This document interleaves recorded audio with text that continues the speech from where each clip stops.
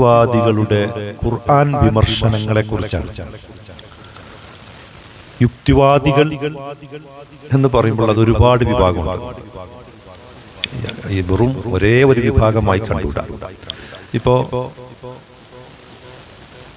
ശാസ്ത്രത്തെ അല്ലെങ്കിൽ യുക്തിയെ ജ്ഞാനമാർഗമായി കാണുന്ന, എല്ലാ കാര്യങ്ങളെയും വസ്തുനിഷ്ഠമായി ശാസ്ത്രത്തിന്റെ വെളിച്ചത്തിൽ അപഗ്രഥിക്കുന്ന യുക്തിവാദികളുണ്ട്. അവരുടെ ലക്ഷ്യം സമൂഹത്തിലുള്ള അന്ധവിശ്വാസങ്ങളെ നിർമ്മാർജ്ജനം ചെയ്യുക, സമൂഹത്തിന്റെ ചിന്താരീതിയെ ശാസ്ത്രീയ ചിന്താരീതിയാക്കുക, ഇതൊക്കെ ഉദ്ദേശിച്ചുകൊണ്ടുള്ളൊരു ആൾക്കാരാണ്, ഒരു പ്രസ്ഥാനമാണ്. ഇപ്പൊ സഹോദരൻ അയ്യപ്പൻ അതിൽപ്പെട്ട ഒരാളാണ്. അതിന്റെ തുടർച്ചയെന്നോണം നമുക്ക് കലാനാഥൻ മാഷ് വരെ എത്തുന്ന കുറെ നല്ല യുക്തിവാദികളെ കാണാൻ പറ്റും. വേറെ ഒരു യുക്തിവാദികളുണ്ട്, വംശീയ യുക്തിവാദികൾ. അവര് ഈ ശാസ്ത്രീയ അപഗ്രഥനമോ യുക്തിബോധമോ ഇല്ലാതെ ആർക്കോ വേണ്ടി എന്തോ സംസാരിക്കുന്നവരാണ്. ഇപ്പൊ ഇവിടുത്തെ സയനിസ്റ്റുകൾക്ക് വേണ്ടി, ഫാസിസ്റ്റുകൾക്ക് വേണ്ടി, അങ്ങനെ അവരുടെ ആശയങ്ങൾ ഇവർ പറയുന്നു എന്ന് മാത്രം, അവർക്ക് വേണ്ടിയിട്ട് പണിയെടുക്കുന്നു എന്നുള്ളതാണ്. ഇപ്പൊ കുറെ കേരളത്തിൽ ഇപ്പോഴത്തെ ഒരു ട്രെൻഡ് എന്ന് പറയുന്നത് മുസ്ലിങ്ങൾക്കെതിരെ, ഇസ്ലാമിനെതിരെ വെറുപ്പ് ഉൽപ്പാദിപ്പിക്കുക എന്നുള്ളതാണ്. അതിനുവേണ്ടി അവർ എന്തും പറയും. അതിൽ സത്യസന്ധതയോ വസ്തുനിഷ്ഠതയോ ഒന്നും പാലിക്കേണ്ടതില്ല എന്ന് ചിന്തിക്കുന്നവരാണ്. ആ യുക്തിവാദികളുടെ കൂട്ടത്തിലാണ് നമ്മുടെ E.A. ജബ്ബാർ മാഷ്, ആരിഫ് ഹുസൈൻ, അങ്ങനെ കുറെ ആളുകളുണ്ട്. അവരുടെ പേരൊന്നും പറയേണ്ടതില്ല. അവർക്ക് ചില താല്പര്യങ്ങളുണ്ട്. ആ താല്പര്യത്തിനാണ് നമ്മൾ ഇവരെ പേരിങ്ങനെ പരാമർശിക്കേണ്ടതില്ല. അവർ ഉന്നയിക്കുന്ന വാദങ്ങൾ, ഇസ്ലാമിനെ ഇവർക്ക് വിമർശിക്കാൻ സ്വാതന്ത്ര്യമില്ലേ? ഉണ്ട്. ഖുർആനിനെ വിമർശിക്കാൻ ഇവർക്ക് അധികാരമില്ലേ? സ്വാതന്ത്ര്യമില്ലേ? ഉണ്ട്. ഇത് ഖുർആനിന്റെ ആവിർഭാവ കാലം മുതൽ തന്നെ ഖുർആൻ വിമർശനമുണ്ട്, വിമർശിക്കാവുന്നതാണ്. ഖുർആൻ ക്ലാസ് എടുക്കാവുന്നതാണ്. പക്ഷെ അതിനാദ്യമായി വേണ്ടത്, നമ്മൾ ഏതൊന്നിനെയാണോ വിമർശിക്കുന്നത് ആ വിമർശിക്കുന്ന വസ്തുവിനെ നമ്മൾ പഠിച്ചിരിക്കണം എന്നുള്ളതാണ്. അത് സത്യസന്ധമായി വേണം അവലോകനം ചെയ്യാൻ. അതൊരു മാന്യത കൂടിയാണ്. നമ്മളിപ്പോ ജബ്ബാർ മാഷിന്റെ ക്ലാസ്സിനെ വിമർശനത്തിന് വിധേയമാക്കുമ്പോൾ ജബ്ബാർ മാഷ് എന്ന വ്യക്തിയെ ആക്ഷേപിക്കുന്നില്ല. അദ്ദേഹം പറഞ്ഞതിനെ കോട്ടിമാട്ടി സന്ദർഭങ്ങളിൽ നിന്ന് അടർത്തിയെടുക്കുന്നില്ല. ആ വീഡിയോ തികച്ചും കണ്ട് ആ പറയാൻ അദ്ദേഹം ഉപയോഗിക്കുന്ന ഡാറ്റകൾ പരിശോധിച്ച് എന്നിട്ടൊക്കെയാണ് നമ്മൾ അതിനെപ്പറ്റി വിമർശനം വിധേയമാക്കുന്നത്. ആ സത്യസന്ധതയാണ് നമ്മൾ കാണിക്കേണ്ടത്. അദ്ദേഹം നല്ല യുക്തിവാദികളും ചെയ്യുന്നത് എന്താണ് അവർ ചെയ്യുന്നത് എന്ന് വെച്ചാൽ, ഏതെങ്കിലും മുസ്ലിം വ്യക്തികളെ ഫോൺ ചെയ്തിട്ട് അത് തന്നെ ഫോൺ ചെയ്യുമ്പോൾ സെലക്റ്റീവായ ആളുകളെ ഫോൺ ചെയ്യും. സമൂഹത്തിൽ ചിലപ്പോൾ മാനസിക രോഗികളുണ്ടാവും, മനപ്രയാസം അനുഭവിക്കുന്നവരുണ്ടാവും. അവരെ തന്നെ ഫോൺ ചെയ്യുമ്പോൾ സമൂഹത്തിന് അറിയില്ലല്ലോ ഇയാൾ ഏതെന്ന്. അതൊക്കെ കണ്ടെത്തി അവരെ തന്നെ ഫോൺ ചെയ്യും. അപ്പൊ അവർക്ക് ഇങ്ങോട്ട് ഫോൺ ചെയ്യുന്നതിനെ അവർ റെക്കോർഡ് ചെയ്ത് അത് സന്ദർഭങ്ങൾക്ക് ഇവർക്ക് വേണ്ടുന്ന താല്പര്യങ്ങൾക്കനുസരിച്ച് വെട്ടി മാറ്റി കട്ട് ചെയ്ത് അവർ യൂട്യൂബിലിടും. ഏതെങ്കിലും ഒരു അല്ലെങ്കിൽ ഇദ്ദേഹത്തിന്റെയോ അല്ലെങ്കിൽ ഏതെങ്കിലും ഒരാളുടെ താടിയും തൊപ്പിയും വെച്ചുള്ള ഫോട്ടോ കാണിക്കും. ഇത് അവരുടെ ഒരു യൂട്യൂബ് ഒരു വരുമാന മാർഗമാണ്. അവർക്ക് വിഷയത്തിന്റെ ദാരിദ്ര്യമുള്ളതുകൊണ്ട് അവരങ്ങനെ ചെയ്യും. വേറെ ചില ആളുകൾ ഇപ്പോ ജബ്ബാർ മാഷിന്റെ ഖുർആൻ ക്ലാസ് എടുക്കാൻ നമുക്ക് മറ്റുള്ളവരൊക്കെ മാറ്റി നിർത്തിയിട്ട് ജബ്ബാർ മാഷിന്റെ ഖുർആൻ ക്ലാസ് നിങ്ങൾ ശ്രദ്ധിച്ചു നോക്കൂ. അദ്ദേഹം ഖുർആൻ എന്ന് പറയുന്നത്, അദ്ദേഹം ഖുർആനെ വിമർശിക്കുന്നുണ്ടോ? അതില് ഇല്ല. ഖുർആനിനല്ല അദ്ദേഹം വിമർശിക്കുന്നത്. പിന്നെ എന്തിനാണ് അദ്ദേഹം വിമർശിക്കുന്നത്? പരിഭാഷകളെയാണ് വിമർശിക്കുന്നത്. മലയാളത്തിലുള്ള പരിഭാഷകളെയാണ് വിമർശിക്കുന്നത്. ആ പരിഭാഷകൾ തന്നെ ഒന്ന് വിലയിരുത്തേണ്ടത് എന്താണെന്ന് വെച്ചാൽ, ഇപ്പൊ കേരളത്തിൽ ഒരുപാട് മുസ്ലിം ചിന്താ പ്രസ്ഥാനങ്ങളുണ്ട്. മുസ്ലിങ്ങൾ ഇസ്ലാം എന്ന് പറയുമ്പോൾ ഒരു കല്ലിൽ ചിത്രം കൊത്തിവെച്ച മാതിരി ഒരു ഏകശില രൂപം പോലെയാണോ ഇസ്ലാം? ഇസ്ലാമിന് ഒരുപാട് ചിന്താ പ്രസ്ഥാനങ്ങളുണ്ട്. ഇസ്ലാമിന്റെ പേരിൽ ഒരുപാട് സംഘടനകളുണ്ട്. അതിൽ ഏതെങ്കിലും ഒരു വിഭാഗത്തിന്റെ പരിഭാഷ മുന്നിൽ വെച്ചുകൊണ്ട് ആ പരിഭാഷയുടെ ആളെ പേര് പറയില്ല, ഇന്ന ആളെ എഴുതിയ പരിഭാഷ, ഇന്ന സംഘടനയിലുള്ള പരിഭാഷ, മറ്റുള്ളവരൊന്നും അതിൽ പെടൂലല്ലോ. പരിഭാഷയാണ് വിമർശിക്കുന്നത്. ആ പരിഭാഷയിൽ തല മുതൽ അവസാനം വരെ നമ്മളൊരു ആയത്തിന് കൊടുക്കുന്ന വ്യാഖ്യാനമാണെങ്കിൽ ആ വ്യാഖ്യാനത്തിന്റെ തല മുതൽ അവസാനം വരെ വായിക്കണമില്ല. അതിന്റെ സന്ദർഭങ്ങളിൽ നിന്ന് മേലെയും താഴെയും ഒഴിവാക്കി സന്ദർഭങ്ങളിൽ നിന്നുള്ള അടർത്തി എടുത്താണ് അത് പറയുന്നത്. ആ പരിഭാഷക്ക് അദ്ദേഹം തന്നെ മറ്റൊരു സ്ഥലത്ത് ചിലപ്പോൾ വിശദീകരണം കൊടുത്തിട്ടുണ്ടാവും, അത് പരിഗണിക്കൂല. ഈ പരിഭാഷ വായിക്കുന്നതിന്റെ ഇടയ്ക്ക് എന്താ ചെയ്യുക, ഖുർആൻ പരിഭാഷയായിട്ട് യാതൊരു ബന്ധമില്ലാത്ത വേറെ പുസ്തകം മലയാള പരിഭാഷ വായിക്കും. ഇപ്പൊ ഫത്ഹുൽ മുഈന്റെ പരിഭാഷ, ഖുർആൻ പരിഭാഷയിൽ ഖുർആൻ ക്ലാസ്സിൽ ഫത്ഹുൽ മുഈന്റെ പരിഭാഷ കൊണ്ടൊന്നും വായിക്കാൻ എന്താ കാരണം? ഖുർആന് ഖുർആന്റേതായ പരിഭാഷയുണ്ട്, ഖുർആന്റേതായ ഡിക്ഷണറി ഉണ്ട്. പിന്നെ എന്തിനാണ് ഫത്ഹുൽ മുഈൻ കൊണ്ടുവരുന്നത്? ഫത്ഹുൽ മുഈൻ നിയമങ്ങൾ പറയുന്ന പുസ്തകമാണ്. അത് ഫത്ഹുൽ മുഈനിനെ തള്ളിപ്പറയല്ല ഞാൻ ചെയ്യുന്നത്. പക്ഷെ അത് ഖുർആൻ ക്ലാസ്സിൽ ജബ്ബാർ മാഷ് കൊണ്ടുവരുന്നതിന് ചില താല്പര്യങ്ങൾ വേറെയാണ്. ഇങ്ങനെ അദ്ദേഹത്തിന്റെ ക്ലാസിന്റെ ഒരു സ്വഭാവമാണ് ഞാൻ പറയുന്നത്. അദ്ദേഹത്തിന്റെ ഡാറ്റ, അദ്ദേഹം എന്ത് അവലംബിച്ചാണ് ഈ ഖുർആൻ ക്ലാസ് എടുക്കുന്നത് എന്നുള്ളതാണ്. അത് എങ്ങനെയാണ് എന്നുള്ളതുമാണ്. അദ്ദേഹം അതിന് പറയുന്ന ഒരു കാര്യം ഞാൻ അദ്ദേഹത്തോട് ചോദിക്കാം, നിങ്ങൾ വായിക്കുന്നത് പരിഭാഷയിൽ ഇല്ലല്ലോ, നിങ്ങൾക്ക് എവിടുന്ന് കിട്ടി?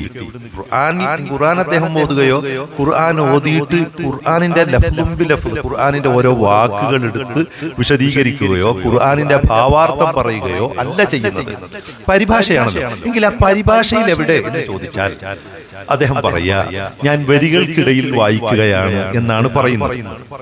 എന്താണ് വരികൾക്കിടയിൽ വായിക്കുക എന്ന് പറഞ്ഞാൽ? എന്താണത് വരികൾക്കിടയിൽ വായിക്കുക എന്ന് പറഞ്ഞാൽ? അതിനൊരു 3 അർത്ഥങ്ങളും നമുക്ക് പറയാം. വരികൾക്കിടയിൽ വായിക്കുന്നതിനെ കുറിച്ചിട്ട് ഇസ്ലാമിക സാഹിത്യത്തിൽ പറയുന്നു.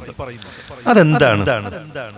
അതിന്റെ ഖുർആനിന്റെ അല്ലെങ്കിൽ ഏത് പുസ്തകമാട്ടെ അതിന്റെ ആ ഭാഷ അറിയേണ്ടതുണ്ടോ? ഒന്ന്, ആ വാക്കിന് നേരെ അർത്ഥമില്ലാതെ അതിന്റെ ധ്വനികൾ മനസ്സിലാക്കാനാണ് അത്.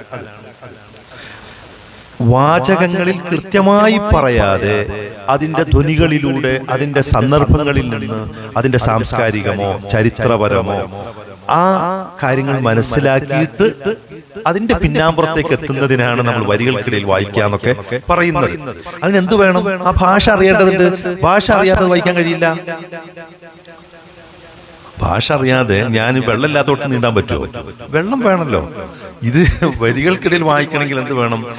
ഭാഷ അറിയണം, അതിന്റെ ധ്വനികൾ അറിയണം, ആ വചനം ഇറങ്ങിയ സാംസ്കാരികവും ചരിത്രപരവുമായ കാര്യങ്ങൾ അറിയണം. അന്നത്തെ മനുഷ്യർ അതെങ്ങനെ മനസ്സിലാക്കിയെന്ന് അറിയേണ്ടതുണ്ട്. അങ്ങനെ വായിക്കുന്ന ഒരാൾക്കാണ് വരികൾക്കിടയിൽ വായിക്കാന്ന് പറയാം. സാമാന്യമായി പറഞ്ഞാൽ അതാണ്. അദ്ദേഹം അത് ചെയ്യുന്നില്ല. അദ്ദേഹത്തിന്റെ വിമർശനത്തിന്റെ സ്വഭാവം എന്താണ്? വിമർശനത്തിന്റെ സ്വഭാവം ഞാൻ പറഞ്ഞത്, അദ്ദേഹത്തിന്റെ വിമർശന സ്വഭാവം ഒന്ന്, ഖുർആനിൽ ഗ്രാമർ മിസ്റ്റേക്ക് ഉണ്ടെന്നാണ് മൂപ്പർ പറയുന്നത്. മൂപ്പർ തന്നെ പറയുന്നത് SLCയിൽ 50% മാർക്കുണ്ട്. ഞാൻ എൻ്റെ ശൈലിയിൽ ഞാനിപ്പോൾ നിങ്ങളോട് പറയും, നിങ്ങൾ മുതല്ലിമീങ്ങളായതുകൊണ്ട് നിങ്ങൾക്ക് മനസ്സിലാവുന്ന ഭാഷയിലാണ് ഇപ്പം ഞാനീ പറയുന്നത്. ഖുർആൻ വിമർശിക്കാൻ അദ്ദേഹത്തിന്റെ യോഗ്യതയായി അദ്ദേഹം പറഞ്ഞത്, ഞാനും അദ്ദേഹമായിട്ട് സംവാദം ഉണ്ടായിരുന്നു. നിങ്ങൾക്ക് ആരെങ്കിലും കണ്ടവരുണ്ടോ? കണ്ടിട്ടുണ്ടോ? ഓക്കെ. അദ്ദേഹത്തിന്റെ ആ വിഷയത്തിൽ നമ്മൾ തിരഞ്ഞെടുത്തത് ഖുർആൻ ക്ലാസ് എടുക്കാൻ ഖുർആനിന്റെ മൂലഭാഷ അറബി ഭാഷ അറിഞ്ഞിരിക്കണം. കാരണം അദ്ദേഹം അതിൽ പറയുന്നത് ഖുർആനിന്റെ ഭാഷയെക്കുറിച്ച് ഒക്കെയാണ് വിമർശിക്കുന്നത്. അത് പറയാൻ ആ ഭാഷ അറിയേണ്ടതുണ്ടല്ലോ എന്നായിരുന്നു. അപ്പൊ അതിന് അദ്ദേഹം വന്ന് പറഞ്ഞത്, എനിക്ക് SLCയിൽ 50% മാർക്കുണ്ട്, മദ്രസയിൽ ഞാൻ 5ാം തരം വരെ പോയിട്ടുണ്ട് എന്നതാണ്. അത്രക്ക് പോയാൽ ഒരു ക്ലാസിക്കൽ ഗ്രന്ഥം വിമർശിക്കാനുള്ള കഴിവുണ്ടാവും. നിങ്ങൾ ആലോചിച്ച് നോക്കണം. ഇപ്പൊ നിങ്ങൾ തന്നെ എത്ര കൊല്ലമായി കിതാബ് ഓതാൻ തുടങ്ങിയിട്ട്? അല്ല, നിങ്ങൾ തന്നെ ആലോചിച്ച് നോക്കൂ. ഇതാണ് മാഷ് തന്നെ പറയുന്നത്. മാഷിന്റെ ഖുർആൻ വിമർശനത്തിന്റെ ഒന്നും ഈ മൂപ്പര് അറബി ഗ്രാമർ വിമർശിക്കുന്നുണ്ട്. ഖുർആനിലെ അറബി, ഖുർആനിൽ നിന്നാണ് അറബി ഗ്രാമർ വ്യാകരണം നിർമ്മിക്കുന്നത്. ആദ്യകാലത്തൊന്നും വ്യാകരണം, ഖുർആനിന്റെ ആദ്യകാലത്തൊന്നും വ്യാകരണം എന്ന് പറഞ്ഞ ശാഖയില്ല. അന്ന് അവരുടെ ഭാഷ സലീമായിരുന്നു, നല്ല ഫുസ്ഹയായിരുന്നു. അതില് വ്യാകരണം ഒപ്പിച്ചും പഠിപ്പിച്ചും സംസാരിക്കേണ്ട കാര്യം ഉണ്ടായിരുന്നില്ല. അവരുടെ സംസാരം തന്നെ ഫുസ്ഹയായിരുന്നു, കൃത്യമായ ഭാഷണമായിരുന്നു. പിന്നീട് ഇസ്ലാമിലേക്ക് ആളുകൾ കടന്നു വരികയും വിവിധ ഭാഷക്കാരും വിവിധ ദേശക്കാരും വന്നപ്പോൾ ഭാഷ വ്യാകരണം പഠിപ്പിക്കേണ്ടി വന്നു. അങ്ങനെയാണ് വ്യാകരണം ക്രോഡീകരിക്കപ്പെടുന്നത്. അത് അതിനെ അവലംബിച്ചതാവട്ടെ ഖുർആനാണ്. ആ ഖുർആനിലാണ് വ്യാകരണ തെറ്റുണ്ടെന്ന് പറയുന്നത്. ആട്ടെ, ഒരു വ്യാകരണ തെറ്റ് ഞാൻ പറയാം. ഇപ്പോ സൂറത്തു സബഇല് യഅലമു മാ യലിജു ഫിൽ അർളി വമാ യഖ്റുജു മിൻഹാ വമാ യൻസിലു മിനസ് സമാ വമാ യഅറുജു ഫീഹാ വഹുവർ റഹീമുൽ ഗഫൂർ. സൂറത്തു സബഇലെ ഒരു ആയത്ത്. ഞാൻ ഇതിന്റെ ആയത്തിന്റെ അർത്ഥം പറയുന്നില്ല കേട്ടോ, സമയം വൈകിപ്പോയി. വമാ യഅറുജു ഫീഹാ എന്നൊരു വാക്കില് യഅറുജു എന്ന വാക്കിന് ശേഷം നമ്മള് താദിയത്ത് കൊടുക്കുമല്ലോ, പ്രൊപ്പോസിഷൻ കൊടുക്കും. ചില അധികവും ഭാഷക്ക് പഠിക്കുമ്പോൾ പഠിക്കേണ്ടുന്ന ഒരു സംഗതിയാണത്. അപ്പോ ഈ താദിയത്ത് ഫീഹ എല്ലാം അവിടെ കൊടുക്കേണ്ടത് ഇലൈഹയാണ്. ഫീഹ കൊടുത്ത് തെറ്റായി എന്നാണ് കണ്ടെത്താൻ. ഞാനൊരു യുക്തിവാദിയുടെ വിമർശനമാണ്. ജബ്ബാർ മാഷിക്ക് ഇത് പറയാനൊന്നും ജബ്ബാർ മാഷ് പഠിച്ചിട്ടില്ല.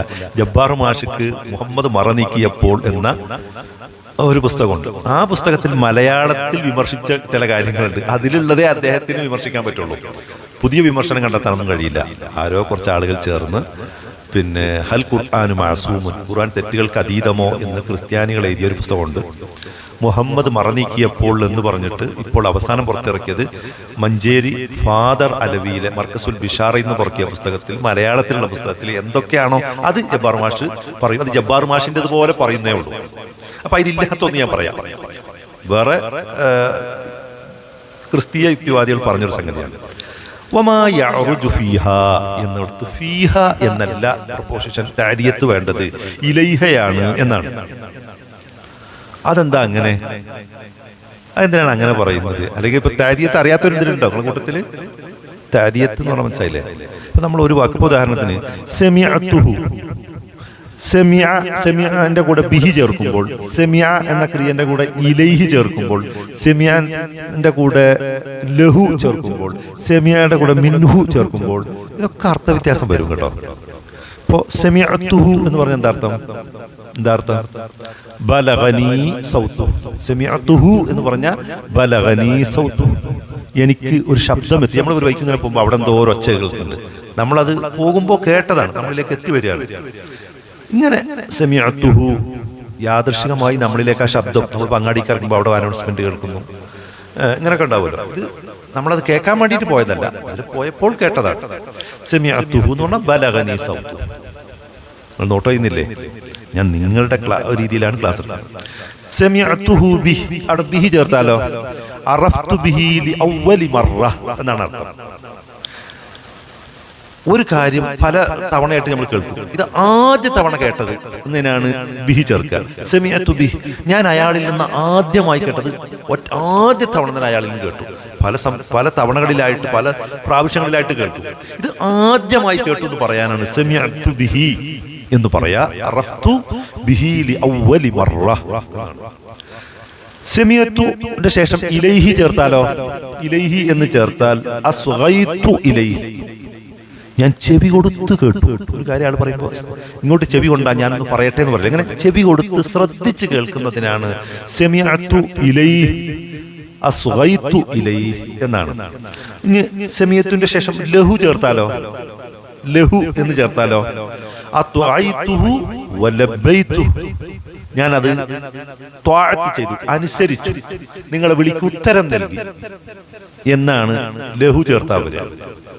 അയാൾ കേട്ടിട്ട് നമ്മൾ അതിന് ബദൽ ഉത്തരം കൊടുക്കുകയോ അത് കേട്ടത് അനുസരിക്കുകയോ ചെയ്യുമ്പോഴാണ് സെമിഅതു ലഹു എന്ന് മാത്രം ചേർത്താൽ മതി. സെമിഅതു മിൻഹു എന്ന് പറഞ്ഞാലോ? ഒരു മിൻഹു ആണ് പിന്നെ പ്രൊപ്പോർഷൻ ആയിട്ട് വെച്ചെങ്കിലോ അത് താദിയത്ത്. സെമിഅതു മിൻഹു എന്ന താദിയത്താണ് വെക്കണമെങ്കിൽ കല്ലമനി, ഞാൻ കേട്ടറിഞ്ഞു, കേട്ടിട്ട് ഞാൻ അത് അറിഞ്ഞു. സെമിഅതു മിൻ. ഇനി സെമിഅതു അൻഹു എന്ന താദിയത്താണെങ്കിലോ എന്താ വരിക? അറഫ്തു അഖ്ബാറഹു, അയാളെ പറ്റി കേട്ടു എന്നാണ്. ഒരാളെ പറ്റിയിട്ട്, എന്നെ പറ്റിയിട്ട് വേറൊരാൾ മറ്റൊരാളോട് പറഞ്ഞാൽ അയ്യൂബിനെ പറ്റി കേട്ടു എന്ന് പറയാൻ സെമിഅതു അൻഹു എന്നാ പറയാം. അപ്പൊ നോക്കൂ, ഈ തഅദിയത്ത് വരുന്നതിനനുസരിച്ച് അർത്ഥം മാറി. ഇതുപോലെ അറബിയിൽ യഅറുജു വന്നാൽ ഏത് അക്ഷരമാണ് ചേർക്കേണ്ടത്? ഇതില് നമുക്ക് തഫ്സീർ വായിച്ചാൽ അതുകൊണ്ടാണ് ഇതൊന്നും പരിഭാഷയിലും കിട്ടൂല. ഈ ഇവിടെ നോക്കൂ, രണ്ട് അഭിപ്രായം പറഞ്ഞു കാണാൻ പറ്റും. ഇപ്പൊ കൂഫക്കാര് പറയാം അവിടെ അത്തനാവുബു ബൈനൽ ഹുറൂഫ് എന്നാണ്. അത്തനാവുബു ബൈനൽ ഹുറൂഫ് എന്നാണ്. തനാവുബു ബൈനൽ ഹുറൂഫ് എന്ന യോജിച്ച, ഇപ്പോ അതിനോട് ചേർന്ന യഅറുജുവിനോട് ചേർന്ന തഅദിയത്തിന്റെ അക്ഷരങ്ങൾ കൊടുക്കണമെന്നാണ്. അപ്പോ അപ്പൊ ഒരർത്ഥത്തിലും വ്യത്യാസം വരില്ല. എന്നാ ബസ്വറക്കാരായ നുഹാത്തുകൾ, ബസ്വറക്കാരായ വ്യാകരണ പണ്ഡിതന്മാർ പറയുന്നതാണ് ഒരു വേറെ പറയാം. എന്താണ് മഅനൻ മുലാഇ, അതായത് യോജിച്ച് ആ ക്രിയ യഅറുജു എന്ന ക്രിയയിൽ അതിനെ തെളിമീൻ ചെയ്യണം, ഒരു ഫീലിനെ തെളിമീൻ ചെയ്യണം എന്ന് പറഞ്ഞാൽ അതൊരു ഉള്ളിൽ വെച്ചിട്ട് വേണം പറയാൻ. എന്നിട്ട് യോജിച്ച പദം ഒരു ക്രിയനെ കൊണ്ടുവരണം എന്നാണ്. അപ്പോ യഖ്റുജു യദ്ഖുലു ഫീഹാ, ഈ തഅദിയത്ത് മാറ്റുന്നില്ല അവിടെ. യഅറുജു വയദ്ഖുലു എന്ന അങ്ങനെ തെളിമീൻ ചെയ്യും. എന്താ പറയാ മലയാളത്തിൽ എന്ന് പറഞ്ഞാൽ ആ യഅറുജു എന്നതിനോട് യോജിക്കുന്ന ഒരു വേറൊരു ക്രിയയെ സങ്കല്പിച്ചു. ഇത് അറബി ഭാഷയിൽ ഒരു നിയമമാണ്. ബസ്വറക്കാർ ഇങ്ങനെ, അത് വൈരുദ്ധ്യമാണോ? അല്ല, അത് രണ്ട് വീക്ഷണങ്ങളാണ്. ഭാഷ പഠിച്ചവർക്കിടയിലുള്ള രണ്ട് വീക്ഷണങ്ങളാണ്. അപ്പൊ ഒരു പരിഭാഷയിൽ യഅറുജു വയദ്ഖുലു ഫീഹാ എന്ന് അവിടെ ദുഖൂലും ഉറൂജും കൊടുത്തുകൊണ്ടുള്ള വ്യാഖ്യാനം കാണും.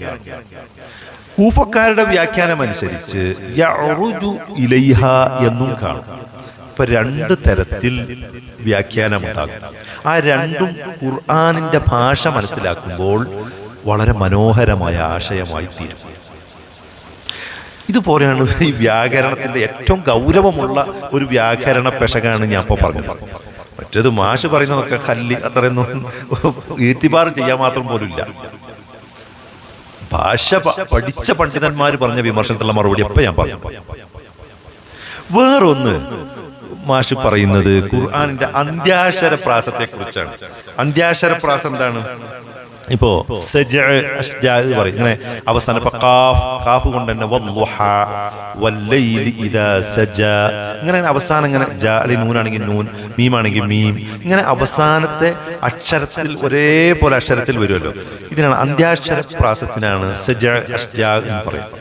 മാഷ് അതിൽ പറയണത് എന്താണെന്ന് വെച്ചാൽ ഒരു അർത്ഥമില്ലാതെ, മാഷക്ക് ഭാഷ അറിയില്ല കേട്ടോ, മാഷ് ഈ പരിഭാഷ നോക്കിയിട്ട് അല്ലെങ്കിൽ പരിഭാഷയിലും അതില്ല, ഏതോ വിമർശക്കാനക്കാർ എഴുതി കൊടുത്ത് നോക്കിയിട്ട് പറയാണ് അന്ത്യാക്ഷര പ്രാസത്തെ അതെന്താണെന്ന് അറിയാത്തോണ്ട് പറയാണ്.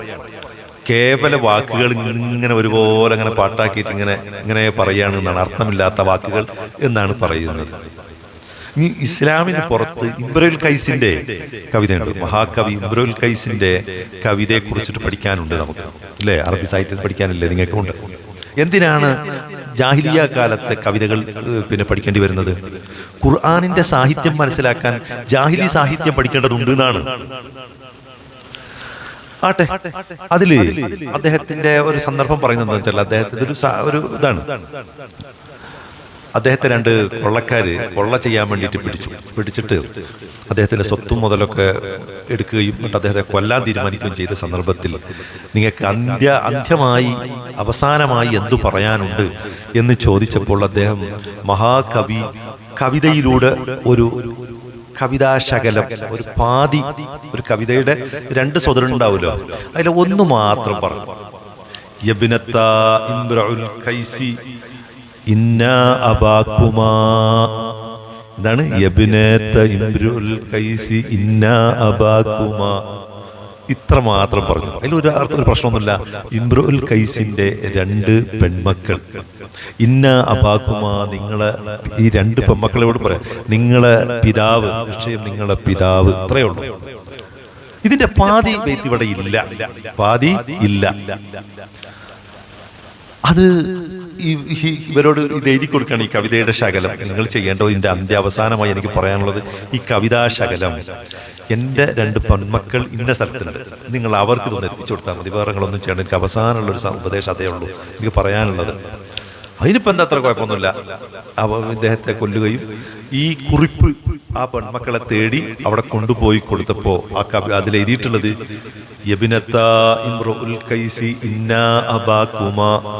എന്ന് കണ്ട മാത്രയിൽ അവർ പറയാണ്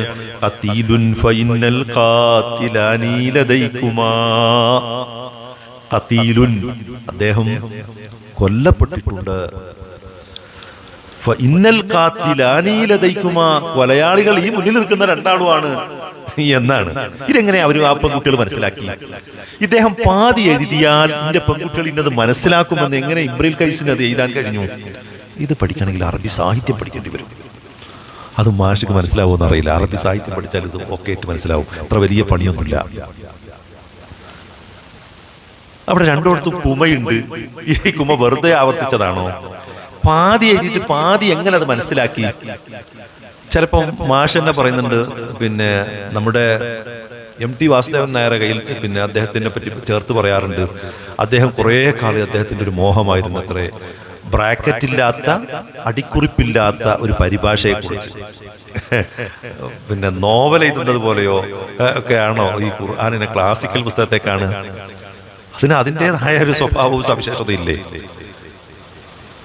അറബി ഭാഷയിൽ ഇപ്പോൾ അതിൽ ഈ ഭാഷ ശരിക്കും അത് മനസ്സിലാക്കിയാൽ മഫ്ഹൂമാണെങ്കിൽ അണ്ടർസ്റ്റുഡ് ആണെങ്കിൽ എന്താക്കും, അത് ഡ്രോപ്പ് ചെയ്യും, മഹദൂഫാക്കും, കളയും. അത് ഭാഷയിൽ ഒരു അലങ്കാരമാണ്. ഇപ്പൊ ഖുർആനിൽ ഞാൻ പറയാം, ഖുർആനിൽ ഇല്ല, എന്നാൽ അത് ഖുർആനിൽ കിട്ടും. ഉദാഹരണത്തിന് നിങ്ങൾ സൂറത്തുൽ ഖാഫ് വെള്ളിയാഴ്ച എപ്പോഴും ഇമാം ഓതുന്ന സൂറത്തല്ലേ? ഖാഫിലുണ്ട് അഇദാ മിത്നാ വകുന്നാ തുറാബൻ. ഇസ്തിഫഹാമാണ്, നിങ്ങൾക്ക് അറിയാലോ. ഇതാ എന്ന് പറഞ്ഞ ഒരു കണ്ടീഷൻ ക്ലോസിന് വേണ്ടിയിട്ട് കൊടുക്കുന്നതാണ്. നമ്മൾ മരിച്ചു പോവുകയും വകുന്നാ തുറാബൻ, നമ്മൾ മണ്ണായി തീരുകയും ചെയ്താൽ എന്ത്? ഖുർആനിലില്ല, അതവിടെ കിട്ടും നമുക്ക്. നമ്മൾ പുനർജനിക്കുമോ എന്ന് അന്നത്തെ ആളുകൾ ചോദിച്ച ചോദ്യമാണ്. നമ്മൾ മരിച്ചു പോവുകയും എല്ല് നുരുമ്പി മണ്ണായി തീരുകയും ചെയ്താൽ പുനർജനിക്കുമോ എന്നത് ഈ ചോദ്യത്തിൽ തന്നെ നബാസ് ഉണ്ട്. അതവിടെ പറഞ്ഞിട്ടില്ല. അപ്പൊ അത് ഒരു തീരെ അറബി അറിയാത്തവർക്ക് പരിഭാഷപ്പെടുത്തുമ്പോൾ അവിടെ ബ്രാക്കറ്റ് ചേർക്കേണ്ടി വരും. അത് ഖുർആന്റെ ന്യൂനതയായിട്ട് പറഞ്ഞാൽ എന്ത് ചെയ്യാൻ പറ്റും? ഖുർആനിന്റെ സാഹിത്യങ്ങൾ പഠിക്കേണ്ടി വരും. ഖുർആന്റെ സാഹിത്യം നിങ്ങളൊന്ന് പഠിച്ചു നോക്കൂ. ഇപ്പൊ ജിനാസ് ഉണ്ട്. ഇപ്പൊ മാഷക്ക് അറിയാൻ വേണ്ടി ഞാൻ പറയാം. ഇപ്പൊ ജിനാസ് ഉണ്ട്. എന്താ ജിനാസ് എന്ന് പറഞ്ഞാല് എന്താണ് ജിനാസ്? നിങ്ങൾ പഠിക്കുന്നുണ്ടോ ആരെങ്കിലും? അപ്പൊ നമ്മള് ചെറിയ തുഹ്ഫത്തുൽ ഇഹ്വാന്, നഫായിസ്, മുഖ്തസർ ഇങ്ങനെ തുടങ്ങുന്ന കിതാബുകളൊക്കെ പഠിക്കുന്നത് എന്താണ്? ഈ ഇൽമുൽ ബലാഗ, ഇൽമുൽ മആനി എന്നൊക്കെ പറഞ്ഞ് പഠിക്കുന്ന സംഗതികളിലെ ഇപ്പൊ ജിനാസ് പറയുന്നു. ജിനാസ് എന്ന് പറഞ്ഞാൽ എന്താണ്? ഇപ്പൊ ജിനാസ് താമുണ്ട്, ജിനാസ് നാക്കിസുണ്ട്. ഞാൻ ഒരു ഉദാഹരണം പറയാം. ഇപ്പോ എന്താണ് ജിനാസ് താമിന്? ഇപ്പോ സമിഅതു മിൻഹു ഖൗലൻ വ ഖൗലൻ, സമിഅതു മിൻ ഞാൻ കേട്ടു, ഖൗലൻ വാക്ക് കേട്ടു. പിന്നെ എന്തിനാ ഖൗലൻ? പിന്നെ ഒരു ഖൗലൻ പറയണം. സമിഅതു മിൻഹു ഖൗലൻ വ ഖൗലൻ, എന്തിനാ പിന്നെ ഒരു ഖൗലൻ എന്ന് പറഞ്ഞു? വെറുതെ എന്തിനാണ് ഖൗലൻ വ ഖൗലൻ? എന്തിനാണ് വെറുതെ പറഞ്ഞു? വെറുതെ പറഞ്ഞല്ല, അയാളുടെ ഓരോരോരോരോ വാക്കുന്നാണ്. ഇത് ഒരു വാക്കിനെ അതേ വാക്ക് തന്നെ ആവർത്തിക്കുന്നതിന് ജിനാസ് താം എന്ന് പറയും. ചിലപ്പോൾ ജിനാസ് നാക്കിസ് ഉണ്ട്. ഇപ്പൊ മലക്കൻ, മലിക്കൻ, മലക്ക് എഴുതുന്ന അതേമാതിരിയാണ് മലിക്ക് എഴുതുക. ഇറാബിലാണ് വ്യത്യാസമുള്ളത്. രണ്ട് പദമാണ്, കാണുമ്പോൾ ഒരുപോലെ തോന്നും. ഇത് ഭാഷയിലുള്ള ഇതിന് അർത്ഥത്തിൽ വ്യത്യാസം ഉണ്ടാകും. ഇപ്പൊ സമീഅതു മിൻഹു ഖൗലൻ വ ഖൗലൻ എന്ന് പറഞ്ഞാൽ നിങ്ങൾ പറഞ്ഞ സമീഅ മിൻഹു, ഞാൻ എവിടുന്നാണ് ഞാൻ ഓരോരോരോ വാക്കും എന്ന് കിട്ടാനാണ് ചെയ്യുന്നത് അല്ലേ? ഇത് അതറിയാതെ നമ്മൾ അതിനൊക്കെ വിമർശിക്കാൻ പോയാൽ എന്ത് പറ്റും? അങ്ങനെ അറബി ഭാഷയില് പിന്നെ തിബാഖ് ഉണ്ട്. തിബാഖ് പഠിച്ചിട്ടുണ്ടോ? തിബാഖ് എന്ന് പറഞ്ഞാൽ എന്താണ്? വിപരീത പദങ്ങൾ അല്ലെങ്കിൽ വിപരീത ആശയങ്ങൾ, അതിനാണ് തിബാഖ് ചേർക്കുക. ഒരു വാക്ക് തന്നെ ഇപ്പോ നിങ്ങൾ ഖുർആനിൽ പറയാം യുഹീ വയുമീത്, ഒരു സെന്റൻസിൽ തന്നെയാണ് യുഹീ വയുമീത്, യുഹീ വയുമീത്, മരിപ്പിക്കലും ജീവിപ്പിക്കുന്നതിനെ കുറിച്ചിട്ട് ഒറ്റ സെന്റൻസ് പറയും. ജാഅ വദഹബ, വന്നു പോയി. ഇങ്ങനെ അത് അതിന്റെ ആ കോണ്ടാക്ട് എടുത്താൽ നമുക്ക് വലിയ പ്രയാസം തോന്നും. ആ സെന്റൻസ് ആ പിന്നെ വാചകത്തിൽ തന്നെ വായിക്കുമ്പോൾ നല്ല മനോഹരമായ ആശയമായിട്ട്. ഇങ്ങനെ ത്വിബാഖുണ്ട്, കിനായുണ്ട്, നേരെ പറയാതെ മറച്ചു പറയാം, അല്ലെങ്കിൽ സൂചനയിലൂടെ പറയാം. ഇതിനാണ് കിനായ എന്ന് പറയുക. അപ്പൊ നമ്മള് നേരെ അങ്ങ് പറയില്ല, കിനായത്തായിട്ട് പറയാന്ന് പറഞ്ഞാൽ സൂചനയിലൂടെ പറയാ. മുഖാബലയുണ്ട്. എന്താണ്? പ്രതിലോമ സമന്വയത്തിനാണ് മുഖാബല എന്ന് പറയുന്നത്. ലഫ്ള് വൻ നശ്ർ ഉണ്ട്. എന്താ ലഫ്ള് വൻ നശ്ർ എന്ന് പറഞ്ഞാല് ക്രമമായോ ക്രമരഹിതമായോ വിശദീകരിക്കുക അല്ലെങ്കിൽ വ്യാഖ്യാനിക്കുന്നതിനാണ് ലഫ്ള് വൻ നശ്ർ എന്ന് പറയാം. ഇങ്ങനെ ധാരാളം. ഇപ്പൊ തൗരിയുണ്ട്. തൗരി എന്താണ്? ദ്വയാർത്ഥ പ്രയോഗമാണ് തൗരിയ. അറബി സാഹിത്യത്തിലെ ഇങ്ങനെ കുറേ ഉണ്ട് കേട്ടോ. നമുക്ക് ഇസ്തിആറുണ്ട്, രൂപകം പറയലുണ്ട്, ഈ പിന്നെ മുബാലകുണ്ട്, അതിശയോക്തിയുണ്ട്, ഇങ്ങനെ കുറേ കാര്യങ്ങളായി. ഇതെന്താണ്? ഖുർആന് ഇങ്ങനെ പറയുന്നുണ്ട്. നമ്മളൊരു ഖുർആൻ വിമർശിക്കുമ്പോഴേ നമ്മൾ ഒന്നും മനസ്സിലാക്കേണ്ടത്, ഒരു പ്രീ ക്വാളിഫിക്കേഷൻ നമുക്ക് വേണം. പഠിക്കുകയാണെങ്കിൽ അത് വേണം. ഖുർആൻ പഠിക്കാൻ എളുപ്പമാണെന്ന് പറഞ്ഞതിന്റെ അർത്ഥം തീരെ ഒന്നും പഠിക്കാതെ ഏതൊരാൾക്ക് സാധാരണക്കാരൻ മനസ്സിലാവുന്നല്ല.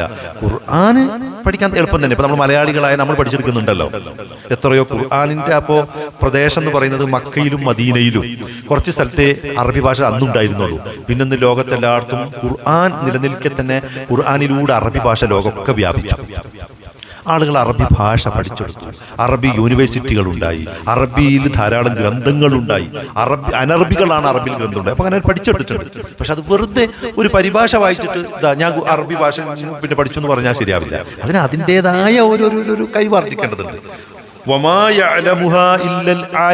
എന്ന് ഖുർആൻ തന്നെ പറയുന്നുണ്ട്. ആലിമീങ്ങൾക്കല്ലാതെ അത് മനസ്സിലാവില്ല. കുറച്ച് അറിയുന്ന ആളുകൾക്ക് അത് മനസ്സിലാവുള്ളൂ. ഇതാണ് ഇപ്പോൾ ഞാൻ ഒരു ആമുഖം പറഞ്ഞെന്താണ്, ഇതാണ് ജബ്ബാർ മാഷിന്റെ അല്ലെങ്കിൽ യുക്തിവാദികളുടെ ഖുർആൻ വിമർശനത്തിന്റെ സ്വഭാവം. ഞാൻ ഇതിലേക്ക് കൂടുതൽ അങ്ങ് പറയുന്നില്ല. ഏത് ഖുർആനിക വചനവും നമുക്ക് പഠിക്കണമെങ്കിൽ അൽ ഹഖീഖത്തു വൽ മഅരിഫ, ഇതിന്റെ ഹഖീഖത്തും ഇതിന്റെ മഅരിഫത്തും അറിയണമെങ്കിൽ സിയാസി അറിയണം. അതുണ്ടായ രാഷ്ട്രീയ സാഹചര്യം അറിയണം. അതിന്റെ ഇജ്തിമാഇയ്യ, അതിന്റെ സാമൂഹ്യ ശാസ്ത്രം അറിയണം. അതിന്റെ താരീഖിയ, ചരിത്രപരമായ അറിവുകൾ, സിയാഖ് അറിയണം, സന്ദർഭം അറിയണം. അതിന്റെ സാംസ്കാരികമായ, അതിന്റെ സഖാഫത്ത്, അതിന്റെ സാംസ്കാരികമായ സാഹചര്യങ്ങൾ അറിയണം. അങ്ങനെ നിങ്ങൾ ഈ ഒരു ആയത്ത് അറിയണമെങ്കിലാണ് ഞാൻ പറഞ്ഞത്. അതുകൊണ്ടാണ് തുടക്കത്തിൽ തന്നെ നമ്മൾ ഉസൂലുൽ ഖുർആൻ പഠിപ്പിക്കുന്നത്. നേരെ ഖുർആനിലേക്ക് ആരെങ്കിലും വരാറുണ്ടോ?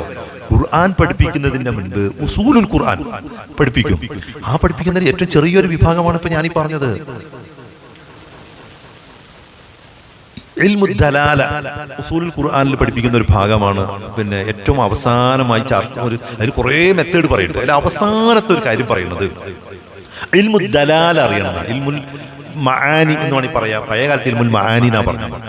ഇൽമുൽ വളഅ് എന്ന് പറയുന്നത് ഇൽമുദ് ദലാല എന്നാണ് ആധുനിക ഭാഷയിൽ പ്രയോഗിക്കുന്നത്. അതായത് വാക്കും ആശയവും തമ്മിലുള്ള ബന്ധത്തെ കുറിച്ച് അറിയണം എന്നാണ്. വാക്കും ആശയവും തമ്മിലുള്ള ബന്ധം അതിന് ഇൽമുൽ വളഅ് എന്ന് പറയും, ഇൽമുദ് ദലാല എന്ന് പറയും, ഇൽമുൽ മആനി എന്നൊക്കെ പറയും. അപ്പോൾ അത് നമുക്ക് അറിയേണ്ടതുണ്ട്. അതറിയാതെ അത് പറയാൻ കഴിയില്ല. അത് വളരെ പ്രധാനമായൊരു സംഗതിയാണ്. അപ്പൊ അത് അറിയാതെ നമ്മളിങ്ങനെ അതൊന്നും പറഞ്ഞിട്ട് കാര്യമില്ല. ഇനി മാഷിന്റെ ഇപ്പൊ നമ്മൾ ഇതിനെ പിന്നെ അവലംബിച്ചൊരു സംഗതി ഞാൻ തുടക്കത്തിൽ ഇപ്പൊ ഇവിടെ പറഞ്ഞല്ലോ. മാഷിന്റെ ഞാൻ പറഞ്ഞു തരുന്ന തെറ്റിദ്ധാരണ ഉണ്ടെങ്കിൽ, പറഞ്ഞത് അവ്യക്തതയുണ്ടെങ്കിൽ എന്നോട് ഇപ്പൊ തന്നെ ചോദിക്കണം കേട്ടോ. മാഷ് ഖുർആൻ ക്ലാസിന്റെ ഇടയ്ക്ക് ഫത്ഹുൽ മുഈൻ കൊണ്ടുവരുന്ന ഒരു ഉദാഹരണം ഞാൻ പറഞ്ഞു. ഫത്ഹുൽ മുഈൻ എന്ന് പറയുന്നത് ഫിഖ്ഹ്, ശാഫിഈ മദ്ഹബ്, 4 ചിന്താധാരയുണ്ട്. പ്രധാനമായും ക്രോഡീകരിക്കപ്പെട്ട 4 ചിന്താ പദ്ധതികളിൽപ്പെട്ടതാണ് 4 മദ്ഹബുകൾ. അതിന് ചിന്ത വേണമെങ്കിൽ അങ്ങനെ പറയാം. 4 കേവലം ഒരാളുടെ ചിന്ത എന്നല്ല, അതിന് അതിൻ്റെതായ റൂട്ടുണ്ട് കേട്ടോ. അതിന് അതിൻ്റെതായ നിയമവശങ്ങളിലാണ് അത് ചിന്തിക്കുന്നതും. അതിന് ഇജ്തിഹാദിന് ചില വഴികൾ, ഗവേഷണത്തിനൊക്കെ അതിന് അതിൻ്റെതായ നിബന്ധനകളുണ്ട്. നമ്മൾ അതിലേക്കൊന്നും പോകുന്നില്ല. അതിൽപ്പെട്ട ഇമാം ഷാഫിഈ റഹ്മത്തുള്ളയുടെ കേരളത്തിൽ ആ മദ്ഹബിന്റെ കാര്യങ്ങൾ പഠിപ്പിക്കുവാൻ ഉപയോഗിക്കുന്ന ഒരു ഗ്രന്ഥം തന്നെയാണ് ഫത്ഹുൽ മുഈൻ ബിശർഹി ഖുറത്തുൽ ഐൻ എന്ന് പറയുന്നത്. ആ ഗ്രന്ഥം ഇറങ്ങിയിട്ട് ഏകദേശം 450-500 കൊല്ലമായിട്ടുണ്ട്. കേരളത്തിലെ ഒരാളാണ് സൈനുദ്ദീൻ മഖ്ദൂം കുടുംബത്തിലുള്ള ഒരു മഹാനാണ് അത് എഴുതിയിട്ടുള്ളത്. ഈ ഖുർആൻ പരിഭാഷന്റെ ഇടയ്ക്ക് ഫത്ഹുൽ മുഈൻ കൊണ്ടുവരുന്നതിന്റെ കാര്യം എന്താണ്? ഫത്ഹുൽ മുഈൻ അല്ല കൊണ്ടുവരുന്നത് കേട്ടോ. ഫത്ഹുൽ മുഈനിന്റെ മലയാള പരിഭാഷ എന്ന് പറഞ്ഞിട്ടുള്ള സാധനം കൊണ്ടുവരുന്നത്. ഫത്ഹുൽ മുഈന് തന്നെ ഖുർആൻ തന്നെ പരിഭാഷപ്പെടുത്താൻ വളരെ പണിയാണ്, അതിന്റെ ഭാഷ അറിയേണ്ടതുണ്ട്. ഫത്ഹുൽ മുഈൻ എന്ന് പറയുന്ന കാര്യം പരിഭാഷപ്പെടുത്തിയവർ ചെയ്ത ചില പ്രശ്നങ്ങൾ നമ്മൾ അതിലേക്ക് കൊണ്ടുപോയി ജബ്ബാർ മാഷിലേക്ക് വന്നാൽ മതി. ജബ്ബാർ മാഷ് അത് കൊണ്ടുവരുന്നതിന് സൂറത്തു നിസായിലെ ഞാൻ ആ വീഡിയോ കംപ്ലീറ്റ് കേട്ടിരുന്നു കേട്ടോ. അത് ഞാൻ അതന്നെ അങ്ങ് പറഞ്ഞേക്കാം. സൂറത്തു നിസായിലെ ഒരു വചനമാണ് അദ്ദേഹം ക്ലാസ്സിനായിട്ട് അവലംബിക്കുന്നത്. വആതു നിസാഅ സ്വദഖാതിഹിന്ന നിഹല ഫൈൻ തുബിന ലക്കും അൻ ശൈഇൻ മിൻ നഫ്സൻ ഫകുലൂഹു ഹനീഅൻ മരീഅ. സൂറത്തു നിസായിലെ വചനമാണ്. ഈ ക്ലാസ് എടുക്കുന്നിടത്താണ് ഫത്ഹുൽ മുഈൻ കൊണ്ടുവരുന്നത്. എന്താണത്? ഇതിന്റെ ടൈറ്റിൽ എങ്ങനെയാണെന്നറിയാം. എന്താണുള്ളത്? ഇസ്ലാമിൽ വിവാഹമില്ല, വ്യഭിചാരം മാത്രം. വേറൊരു വീഡിയോയിലുണ്ട് പിന്നെ ഇസ്ലാമിൽ വിവാഹമേ ഇല്ല, പിന്നുള്ളത് നിക്കാഹ് മാത്രം. ഇതെന്തിനാ എങ്ങനെ ടൈറ്റിൽ കൊടുത്തത്? എന്താണ് ഈ ആയത്തും ആ ടൈറ്റിലുമായിട്ടുള്ള ബന്ധം? ആലോചിച്ച് നോക്കൂ. എന്താണുള്ളത്? അയാൾ തെറ്റിദ്ധരിക്കണം എന്നൊരു സംഗതി എന്താണെന്നറിയോ? മഹർ എന്ന വാക്ക് നിക്കാഹ് എന്ന വാക്ക് പറയാനാണ്. അതിൽ പരിഭാഷക്കാരിൽ പിന്നെ പരിഭാഷ കൊണ്ടുവരുമ്പോ ഖുർആനില് മഹർ എന്ന വാക്കില്ല. ഖുർആനിലുള്ളത് ഇപ്പൊ ഇവിടെ തന്നെ സ്വദഖാത്ത് എന്നാണുള്ളത്. ഞാൻ അദ്ദേഹം പറഞ്ഞ മഹർ ഇവിടെ മുസ്ലിങ്ങൾ പറയുന്നുണ്ടല്ലോ, ഉണ്ട്. ഫത്ഹുൽ മുഈനിലില്ലേ? ഉണ്ട്. അപ്പൊ അത് കൊണ്ട് പറയാൻ വേണ്ടിയിട്ടാണ് അദ്ദേഹം എന്താക്കുന്നത്. പക്ഷെ അത് പറയുമ്പോൾ നമ്മൾ ഒരു കാര്യം മനസ്സിലാക്കേണ്ടതുണ്ട്. എന്താ അറിയാം, നമ്മള് ഇസ്ലാമിലെ സാങ്കേതിക പദങ്ങൾ പറ്റി പഠിക്കുമ്പോൾ കുറച്ച് നിങ്ങൾക്ക് മനസ്സിലാവുമെന്ന് എനിക്കറിയില്ല. അത് കുറച്ച് സൂക്ഷ്മമായി പഠിക്കേണ്ടതുണ്ട്. സാങ്കേതിക ശബ്ദങ്ങൾ അത് പിന്നെ അപ്പൊ അതിന് ഇസ്തിലാഹാത്ത് എന്ന് പറയും. ഇസ്തിലാഹാത്ത് അറിയേണ്ടത് വളരെ പ്രധാനമായ സംഗതിയാണ്. ഇപ്പൊ ഒരു ഭാഷക്ക് ഇസ്തിലാഹാത്ത് എന്ന് പറഞ്ഞാൽ സാങ്കേതിക ശബ്ദങ്ങൾ എന്ന് പറഞ്ഞാൽ എന്താണ് നിങ്ങൾക്ക് അറിയാം. എന്നിട്ട് ഞാൻ മഹറിലേക്ക് വരാം കേട്ടോ, മനസ്സിലാക്കാൻ വേണ്ടി ഞാൻ പറയാം. സാങ്കേതിക ശബ്ദങ്ങൾ എന്ന് പറഞ്ഞാൽ എന്താണ്? അല്ല, അറിയുന്നവർ പറഞ്ഞോളൂ. ഇസ്തിലാഹാത്ത് എന്ന് പറഞ്ഞാൽ എന്താണ്? സാങ്കേതിക ശബ്ദങ്ങൾ എന്നാണ് അതിന് പറയാം. എന്താണ് അതുകൊണ്ട് പറഞ്ഞാൽ എന്താണ് ഉദ്ദേശിക്കുന്നത്? സാങ്കേതിക ശബ്ദങ്ങൾ എന്ന് പറയുന്നത് ഓരോരോ മേഖലയിലും അതിൻ്റെ ആളുകൾ അതിന് പ്രത്യേകമായ ആ വാക്ക് നിർവചിക്കുന്നു. അതിനാണ് അപ്പോ പണ്ട് കാലത്ത് മനുഷ്യൻ തീ കണ്ടെത്തിയത് മുതൽ മനുഷ്യൻ വേവിച്ച ആഹാരം കഴിക്കൽ തുടങ്ങി.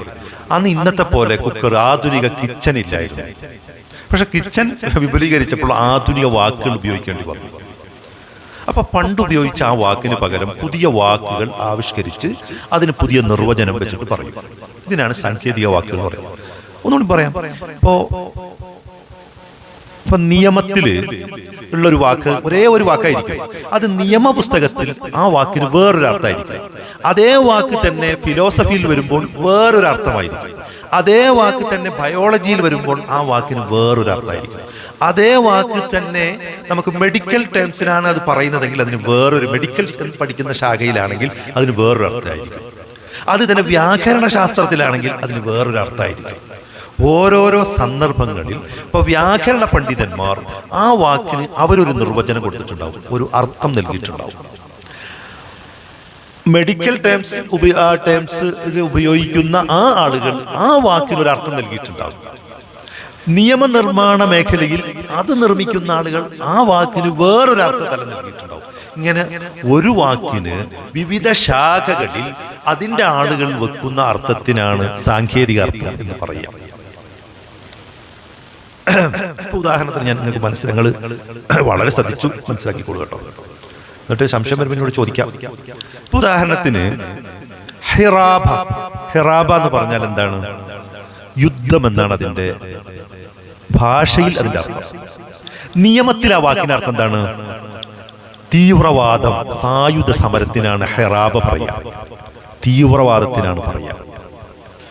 ഇപ്പോ തഗ്സീർ എന്ന് പറഞ്ഞാല് മനോഹരമായി തബസ്സുമ് ചെയ്ത് പുഞ്ചിരിക്കുന്നതിനാണ് തഗ്സീർ എന്ന് പറയാ. എന്നാൽ നിയമപുസ്തകത്തിൽ നിയമം നിർമ്മിക്കുന്ന ആളുകൾ ഇതേ വാക്ക് കൊണ്ടുവരുമ്പോൾ എന്താണ് പറയാ?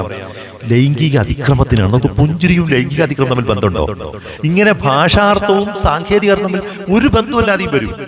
തഗ്സീർ ലൈംഗിക അതിക്രമത്തിനാണ് പറയാ. തദ്ലീസ്, എന്താ തദ്ലീസ് എന്ന് പറഞ്ഞാല്? പോളിഷ് ചെയ്യാ, സോപ്പിങ് ചെയ്യൂലേ, അതിനാണ് തദ്ലീസ് എന്ന് പറയാ. നിയമങ്ങളിൽ എന്താ പറയാ? വിവരങ്ങൾ മറച്ചു വെച്ച് വിവാഹം കഴിക്കുന്നതിനാണ് അത് ആ വാക്ക് ഉപയോഗിക്കുക. അപ്പൊ കോടതിയിൽ വരുമ്പോൾ ആ വാക്ക് നിർവചിക്കേണ്ടി വരും. അത് ഞാൻ ഭാഷയിൽ പിന്നെ അതിന് ഇന്ന അർത്ഥാണ്, പോളിഷ് ചെയ്യാന്നല്ലേ എന്ന് പറഞ്ഞാൽ പറ്റുമോ? അത് പറ്റൂല. ഇവിടെ ഈ വാക്കിന് ഇവിടെ നിർവചിച്ചിട്ടുണ്ട്. ഇക്റാഹ് എന്ന് പറഞ്ഞാൽ ബലമായിട്ട് വെള്ളം കുടിപ്പിക്കുന്നതിനാണ്.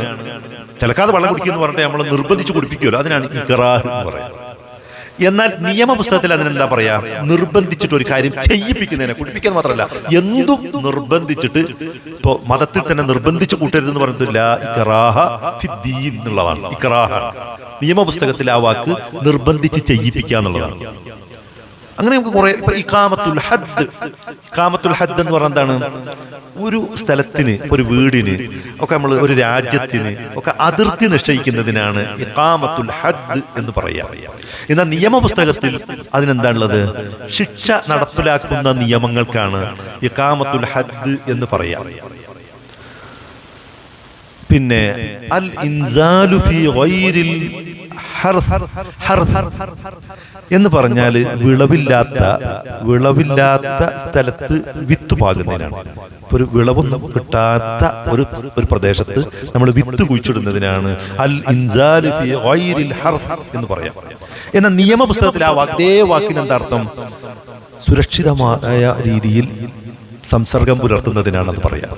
ഗർഭം ധരിക്കാത്ത വിധത്തിൽ ബന്ധപ്പെടുന്നതിനാണ് ഈ വാക്ക് ഉപയോഗിക്കുക. അപ്പൊ നമ്മൾ എപ്പോഴും പറയുന്ന ഒരു വാക്കാണല്ലോ എഴുത്തിബാർ. ഇന്നെ എഴുത്തിബാർ ചെയ്തില്ല, നിന്നെ പരിഗണിച്ചില്ല, അത് നമ്മൾ പറയുന്ന വാക്കാണല്ലോ, നമ്മൾ സ്ഥിരമായിട്ട് പറയുന്ന വാക്കാണ്. എന്നാൽ നിയമപുസ്തകത്തിൽ എന്താണ് അതിന്റെ അർത്ഥം? രണ്ട് കക്ഷികൾ തമ്മിൽ പ്രശ്നമുണ്ടായി ഒരു കക്ഷി മറ്റേ കക്ഷിക്ക് കൊടുക്കേണ്ടുന്ന സംഖ്യക്കാണ് എഴുത്തിബാർ എന്ന് പറയാം. രണ്ടാളുകൾക്കിടയിൽ ഒരു പ്രശ്നമുണ്ടാവുകയും അവരങ്ങോട്ടോ ഇങ്ങോട്ടോ കൊടുക്കുന്ന ആ സംഖ്യക്കാണ് അത് പറയാം. ഇപ്പൊ നിങ്ങൾ നോക്കൂ, ഭാഷയിൽ ഒരർത്ഥവും അത് നിയമപുസ്തകത്തിൽ വന്നപ്പോൾ അതേ വാക്ക് വേറൊരർത്ഥത്തിലും ഉപയോഗിച്ചു. നിയമപുസ്തകത്തിന്റെ ഒരു പ്രത്യേകതയാണ്. ഉദാഹരണത്തിന് ഇപ്പൊ ഇങ്ങനെ പഠിക്കുന്ന ശാഖക്കാണല്ലോ നമ്മൾ ഇൽമുൽ വലഅ എന്ന് പറയുന്നത്. വലഅ എന്ന് പറഞ്ഞാൽ എന്താണ് അർത്ഥം? ആ ഒരൊറ്റ വാക്കെടുത്തോളൂ, ആ ശാഖക്ക് പറയുന്ന പേരാണത്. എന്താണ് വലഅ? വലഅ എന്ന് പറഞ്ഞാൽ ഒരു സാധനം, ഇപ്പൊ നമ്മളെ കൈ ഒരു സാധനം വെച്ചു, ഇവിടെ ഇത് വലഅ, ഞാൻ ഇതിവിടെ വെച്ചു എന്ന് പറയുന്നതിനാണ് വലഅ. ആ ഒരൊറ്റ വാക്ക് പല സന്ദർഭങ്ങളിൽ പല അർത്ഥങ്ങളുണ്ടാവും. ഇപ്പൊ നോവലുകളിൽ, കവിതകളിൽ, സംസ്കാരത്തിൽ ഒക്കെ ഓരോരോ അർത്ഥമായിരിക്കും. ഇപ്പൊ നോക്കൂ, ഉദാഹരണം പറയാം. ഇപ്പൊ വലിയ താഴ്ച എന്നർത്ഥം ഉണ്ടായിരുന്നു. വലഅഹു എന്ന് പറഞ്ഞാൽ എന്താണ്? നിലവാരമില്ലാതെ, മാന്യമില്ലാതെ പെരുമാറുന്നതിനാണ് വലഅഹു എന്ന് പറയാം. യലഉ അൻ, ഭാരം ഖുർആൻ തന്നെ ഉപയോഗിച്ചാണ് യലഉ അൻ, ഭാരം ഇറക്കി വെക്കുക. അപ്പൊ നമ്മുടെ ചുമടുണ്ടല്ലോ, തലയിൽ വെക്കുന്ന ചുമട് ഇറക്കി വെക്കുക. അതേമാതിരി നമ്മുടെ വലിഞ്ഞു പുറുക്കിയ ചങ്ങലകൾ, അടിമത്വം, ഇതുപോലുള്ള ആ ഭാരങ്ങൾ, അതായത് നമ്മള് നോക്കിയാൽ കാണാത്ത ആ ഭാരവും ഇറക്കി വെക്കുന്നതിന് യലഉ അൻ എന്ന് പറയും. ഇപ്പോ മൗലൂ, ഹദീസിന്റെ നിദാന ശാസ്ത്രത്തിൽ മൗലൂ എന്ന് പറഞ്ഞാൽ മക്ദൂബ് എന്നാണ്, ഇല്ലാത്തത് ഉണ്ടാക്കി പറയുന്നതിനാണ്. കെട്ടുകഥകൾക്കാണ് മൗലൂ എന്ന് പറയാം. അങ്ങനെ നമുക്ക് കുറെ, ഇപ്പൊ വലഅത്തിൽ മർഅ എന്ന് പറഞ്ഞാൽ വലദത്തിൽ മർഅ, സ്ത്രീ പ്രസവിച്ചു, വലഅ എന്ന് പറഞ്ഞാൽ പ്രസവിച്ചു എന്നുണ്ട്. പിന്നെ വലഅതുഹു അനിദ്ദൈൻ, കടം വീട്ടിന്ന വലഅ എന്ന് പറഞ്ഞിട്ട് അവിടെ അനിദ്ദൈൻ, വലഅതുഹു അനിദ്ദൈൻ എന്ന് പറഞ്ഞാൽ കടം വീട്ടിന്നാണ്.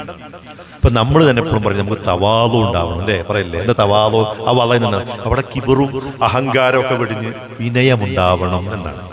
ഇങ്ങനെ ഭാഷാർത്ഥവും പിന്നെ ഇതെല്ലാം അന്തരമുണ്ട്. എന്നാൽ ചിലപ്പോൾ ഭാഷാർത്ഥവും സാങ്കേതികാർത്ഥവും എന്തുണ്ടാവും? ബന്ധവും ഉണ്ടാവും കേട്ടോ. ചിലപ്പോൾ ബന്ധമില്ലാത്തത് നിയമപുസ്തകത്തിലുള്ളതും അതിന്റെ ഭാഷാർത്ഥം ബന്ധമില്ലാതെ ഞാൻ പറഞ്ഞു. ഇനി നോക്കുമ്പോ ഉദാഹരണം എല്ലാവർക്കും അറിയുന്ന സംഗതി പറയാം. സ്വലാത്ത്. എന്താ സ്വലാത്ത്? അതിന്റെ നേരെ അർത്ഥം എന്താ? നമസ്കാരം എന്നാണ്. ഇപ്പൊ ഒരാൾ ഇസ്ലാമിലേക്ക് വരുന്നതിന് മുമ്പും അയാൾ നമസ്കാരം എന്ന് പറയാറുണ്ട്, അല്ലേ? നമസ്കാരം എന്ന് പറയാറുണ്ട്. സ്വലാത്ത് എന്നാണ് നമസ്കാരം എന്നാണ്. അതിന് ഭാഷയിൽ പ്രാർത്ഥന, അർത്ഥന എന്നാണ്. കുറച്ചും കൂടി അതിനെ വേറൊരു തലത്തിൽ നന്മ ചോദിക്കൽ, നന്മക്ക് വേണ്ടി പ്രാർത്ഥിക്കൽ എന്നുണ്ട്. പക്ഷെ ഇതൊക്കെ ഭാഷയിലുണ്ടെങ്കിലും ഇസ്ലാമിൽ സ്വലാത്ത് എന്ന് പറഞ്ഞാൽ എന്താണ്? നമ്മൾ പള്ളിയിൽ നിന്ന് ബാങ്ക് വിളിച്ച് പള്ളിയിൽ ചെന്ന് നമസ്കരിക്കുന്നതിനാണ്. ആ നമസ്കാരം നമ്മൾ ആദ്യം പറഞ്ഞ നമസ്കാരം, അങ്ങനത്തെ നമസ്കാരമാണോ? അല്ല. അത് തക്ബീർ കൊണ്ട് നമ്മളിങ്ങനെ അതിന് പ്രത്യേക രീതിയിൽ കൈകൾ ഉയർത്തുകയും കൈകൾ താത്തുകയും കുമിയുകയും ഇങ്ങനെ അതിന് കുറച്ച് ചില രീതികളുണ്ട്. അതിൽ ചൊല്ലേണ്ട ചില വചനങ്ങളുണ്ട്. അപ്പൊ ചില പ്രത്യേകമായ വാക്കുകളും പ്രത്യേകമായ പ്രവർത്തികളും അതിന് ചില ഒടുക്കവും തുടക്കവും ഒക്കെ ഉള്ള ഒരു പ്രക്രിയക്കാണ് നമ്മളെന്ത് പറയുന്നത്, സ്വലാത്ത്. ഇപ്പോ ഭാഷാർത്ഥത്തിൽ അതിന് നമസ്കാരം എന്നാണ്, ഇനി വേണമെങ്കിൽ പ്രാർത്ഥന എന്നുമാണ് ഉള്ളത്. ആ പ്രാർത്ഥന ഇവിടെ ബന്ധമുണ്ടോ വെച്ചാൽ നമസ്കാരത്തിന്റെ അകത്ത് പ്രാർത്ഥനയുടെ ഒരു അംശമുണ്ട്, അല്ലെങ്കിൽ ബഹുഭൂരിപക്ഷം പ്രാർത്ഥനയുടെ അംശമുണ്ട്. പക്ഷെ വെറും പ്രാർത്ഥന എന്നാണോ? അല്ല. നമസ്കാരം എന്ന് പറഞ്ഞാൽ അതിന് പ്രത്യേക നിർവചനമുണ്ട്. ഇതാരായി നിർവചിച്ചത്? ഇവിടെയാണ് ഫിഖ്ഹിന്റെ പ്രസക്തി വരുന്നത്. ഇവിടെ ഒരു വാക്ക്, ആ വാക്ക് അതിന്റെ ആദ്യകാല അർത്ഥവും പറയും, അതിന് നമ്മൾ ലുഗവി എന്ന് പറഞ്ഞത് പറയും, ഇസ്തിലാഹി അതിന്റെ സാങ്കേതികമായി ഇവിടെ ഫിഖ്ഹിൽ ഉദ്ദേശിക്കുന്നത് ഇന്നതാണ് എന്ന് പറഞ്ഞ് ആ വാക്കിനെ അവർ വിശദീകരിക്കും. ഇതാണ് ഫിഖ്ഹ് ചെയ്യുന്നത്. നമ്മളിപ്പോ ഫത്ഹുൽ മുഈൻ എന്ന ഫിഖ്ഹ് എന്ന് പറഞ്ഞാൽ അതാണ്. ഈ ഫിഖ്ഹിൽ ഇങ്ങനെയാണ് ചെയ്യുക. അപ്പൊ മുമ്പുണ്ടായിരുന്ന അറബി ഭാഷ മുഹമ്മദ് നബി വരുന്നതിന് മുൻപേ അവർ സംസാരിച്ചിരുന്ന ഭാഷയാണ്. മിൻ ലിസാനി ഖൗമി, ആ സമൂഹം സംസാരിച്ചിരുന്ന ഭാഷയിലേക്കാണ് ഒരു പ്രവാചകൻ അയക്കുന്നത്. അപ്പോ അവര് പറഞ്ഞിരുന്ന ആ വാക്കുകളെ ഇസ്ലാം വന്നതിന് ശേഷം ഇസ്ലാമീകരിക്കുമ്പോൾ ആ വാക്കുകളെ പുനർനിർവചിക്കേണ്ടി വരും. ആദ്യം പറഞ്ഞ അർത്ഥം മാറി അതിന് പുതിയൊരു വ്യാഖ്യാനവും നിർവചനവും നൽകുമ്പോൾ പുതിയൊരു ആശയം കിട്ടും. ഇതിനാണ് നമ്മൾ സാങ്കേതിക ഇത് മനസ്സിലാക്കേണ്ടതുണ്ട്. അപ്പൊ ഇനി മഹറിലേക്ക് വരാം. മഹർ എന്ന് പറഞ്ഞാൽ എന്താണ്? അൽ മഹ്റു ഫിൽ ഇസ്ലാം എന്നാണ്. വെറും മഹർ എന്നുള്ളതില്ല. അൽ മഹ്റു ഫിൽ ഇസ്ലാം, ഇസ്ലാമിൽ വരുന്നതിന് മുമ്പ് മഹർ എന്ന വാക്കുണ്ട്. അൽ മഹ്റു ഫിൽ ഇസ്ലാം, ഇസ്ലാമിൽ മഹർ എന്ന് പറഞ്ഞാൽ എന്താണ്? അത് ചർച്ച ചെയ്യണം.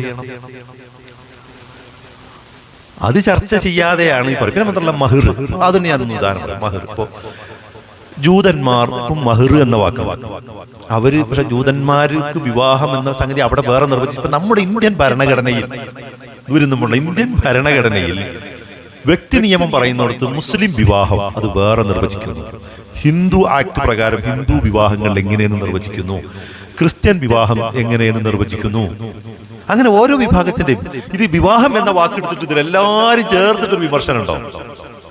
നിങ്ങൾ പറയും, ഓരോരുത്തരും അതിനെ എങ്ങനെ മനസ്സിലാക്കി, എങ്ങനെ അതിന് അർത്ഥം മനസ്സിലാക്കി എന്നതും അതിന് എന്തിനു വെച്ചു എന്നുള്ളതും എങ്ങനെയാണ് അവർ ഉൾക്കൊണ്ടു എന്നുള്ളതും അല്ലേ അതിന് പ്രസക്തി. മാഷ് പറയുന്നതും ഇസ്ലാമിൽ വിവാഹമേ ഇല്ല, വ്യഭിചാരമാണ്. അത് പറയാൻ ഈ മഹർ എന്ന വാക്കിന് വ്യഭിചാരം അർത്ഥമുണ്ടോ? അല്ല, എന്താണ് ഈ മാഷ് ഉദ്ദേശിച്ചത്? മഹർ എന്ന വാക്കിന് ഞാൻ അന്ന് മാഷോട് ആ സംവാദത്തിൽ ചോദിച്ചു. ഒറ്റ ചോദ്യം ഞാൻ ചോദിച്ചോളൂ, കൂടുതൽ പറയേണ്ട കാര്യമില്ല. മുസ്ലിങ്ങളും മുസ്ലിങ്ങളല്ലാത്തവരും അറബി ഭാഷയിൽ, മുസ്ലിങ്ങൾ മാത്രം കൈകാര്യം ചെയ്യുന്ന ഭാഷയൊന്നുമല്ലല്ലോ, മുസ്ലിങ്ങളല്ലാത്ത ക്രൈസ്തവരും ജൂതന്മാരും മതമില്ലാത്തവരും കൈകാര്യം ചെയ്യുന്ന ഒരു ഭാഷയാണ് അറബി ഭാഷ. ഈ അറബി ഭാഷയിൽ മുസ്ലിങ്ങളെ പോലെ തന്നെ മുസ്ലിങ്ങളല്ലാത്ത അമുസ്ലിങ്ങളും അറബി ഭാഷയ്ക്ക് ഡിക്ഷണറി എഴുതിയിട്ടുണ്ട്. മഹർ എന്ന വാക്കിന് വ്യഭിചാരം എന്ന ഒരു വാക്ക്, അല്ലെങ്കിൽ മാഷ് ഉദ്ദേശിക്കുന്ന അർത്ഥത്തിൽ എന്തർത്ഥമാവട്ടെ ആ അർത്ഥമുള്ള ഒരു ഡിക്ഷണറി കാണിച്ചു തരൂ മാഷെ എന്ന് ഞാൻ ചോദിച്ചു. മാഷി പറയുന്ന ഒരു സമൂഹത്തെ അടക്കങ്ങോട്ട് ആക്ഷേപിക്കാണല്ലോ മുസ്ലിങ്ങൾ പറയുന്ന ഈ സംഗതിയായിട്ട്. ഇത് ഖുർആനിൽ ഇല്ലാത്തത് അദ്ദേഹം അവിടെയാണ് ഈ ഫത്വൽ മീൻ കൊണ്ടുവരുന്നത് കേട്ടോ. അത് ഞാൻ പറയാം, എന്തിനാണ് മഹർ എന്ന വാക്ക് ഫത്വൽ മീൻ കൊണ്ടൊന്നും പറയാം. ഏതായാലും ഇതിനാണ് വിമർശിക്കുന്നത്. ഞാൻ ചോദിച്ചത്, മഹർ നിങ്ങൾ ഏതെങ്കിലും ഒരു ഡിക്ഷണറി മുസ്ലിങ്ങളുടെ ആയിക്കൊള്ളണമെന്നില്ല, നിങ്ങളൊന്ന് പറയൂ, എവിടെയാണ് അത് ഉള്ളത് പറഞ്ഞാൽ മതി, എന്നാ എളുപ്പമുണ്ടല്ലോ. ഈ മഹർ ഇന്നത്തെ ആധുനിക ഫെമിനിസ്റ്റുകൾ, അവർ ഒരു മതത്തിലും താല്പര്യമൊന്നുമില്ല, മതത്തിനെതിരാണ് ഫെമിനിസ്റ്റുകൾ. അവർ ഇസ്ലാമിലെ മഹർ പുരാതനമായ നല്ല ഒരു ആചാരമായും നല്ലൊരു പദ്ധതിയായിട്ടാണ് ഫെമിനിസ്റ്റുകൾ തന്നെ പറഞ്ഞിട്ടുള്ളത്. മാഷ് പിന്നെ അതൊന്നും നോക്കാൻ മാഷക്ക് നേരമില്ലല്ലോ. മഹർ എന്ന വാക്ക് ജൂതന്മാർ ഉപയോഗിക്കുന്നുണ്ട്, അത് വേറൊരു അർത്ഥത്തിലാണ്.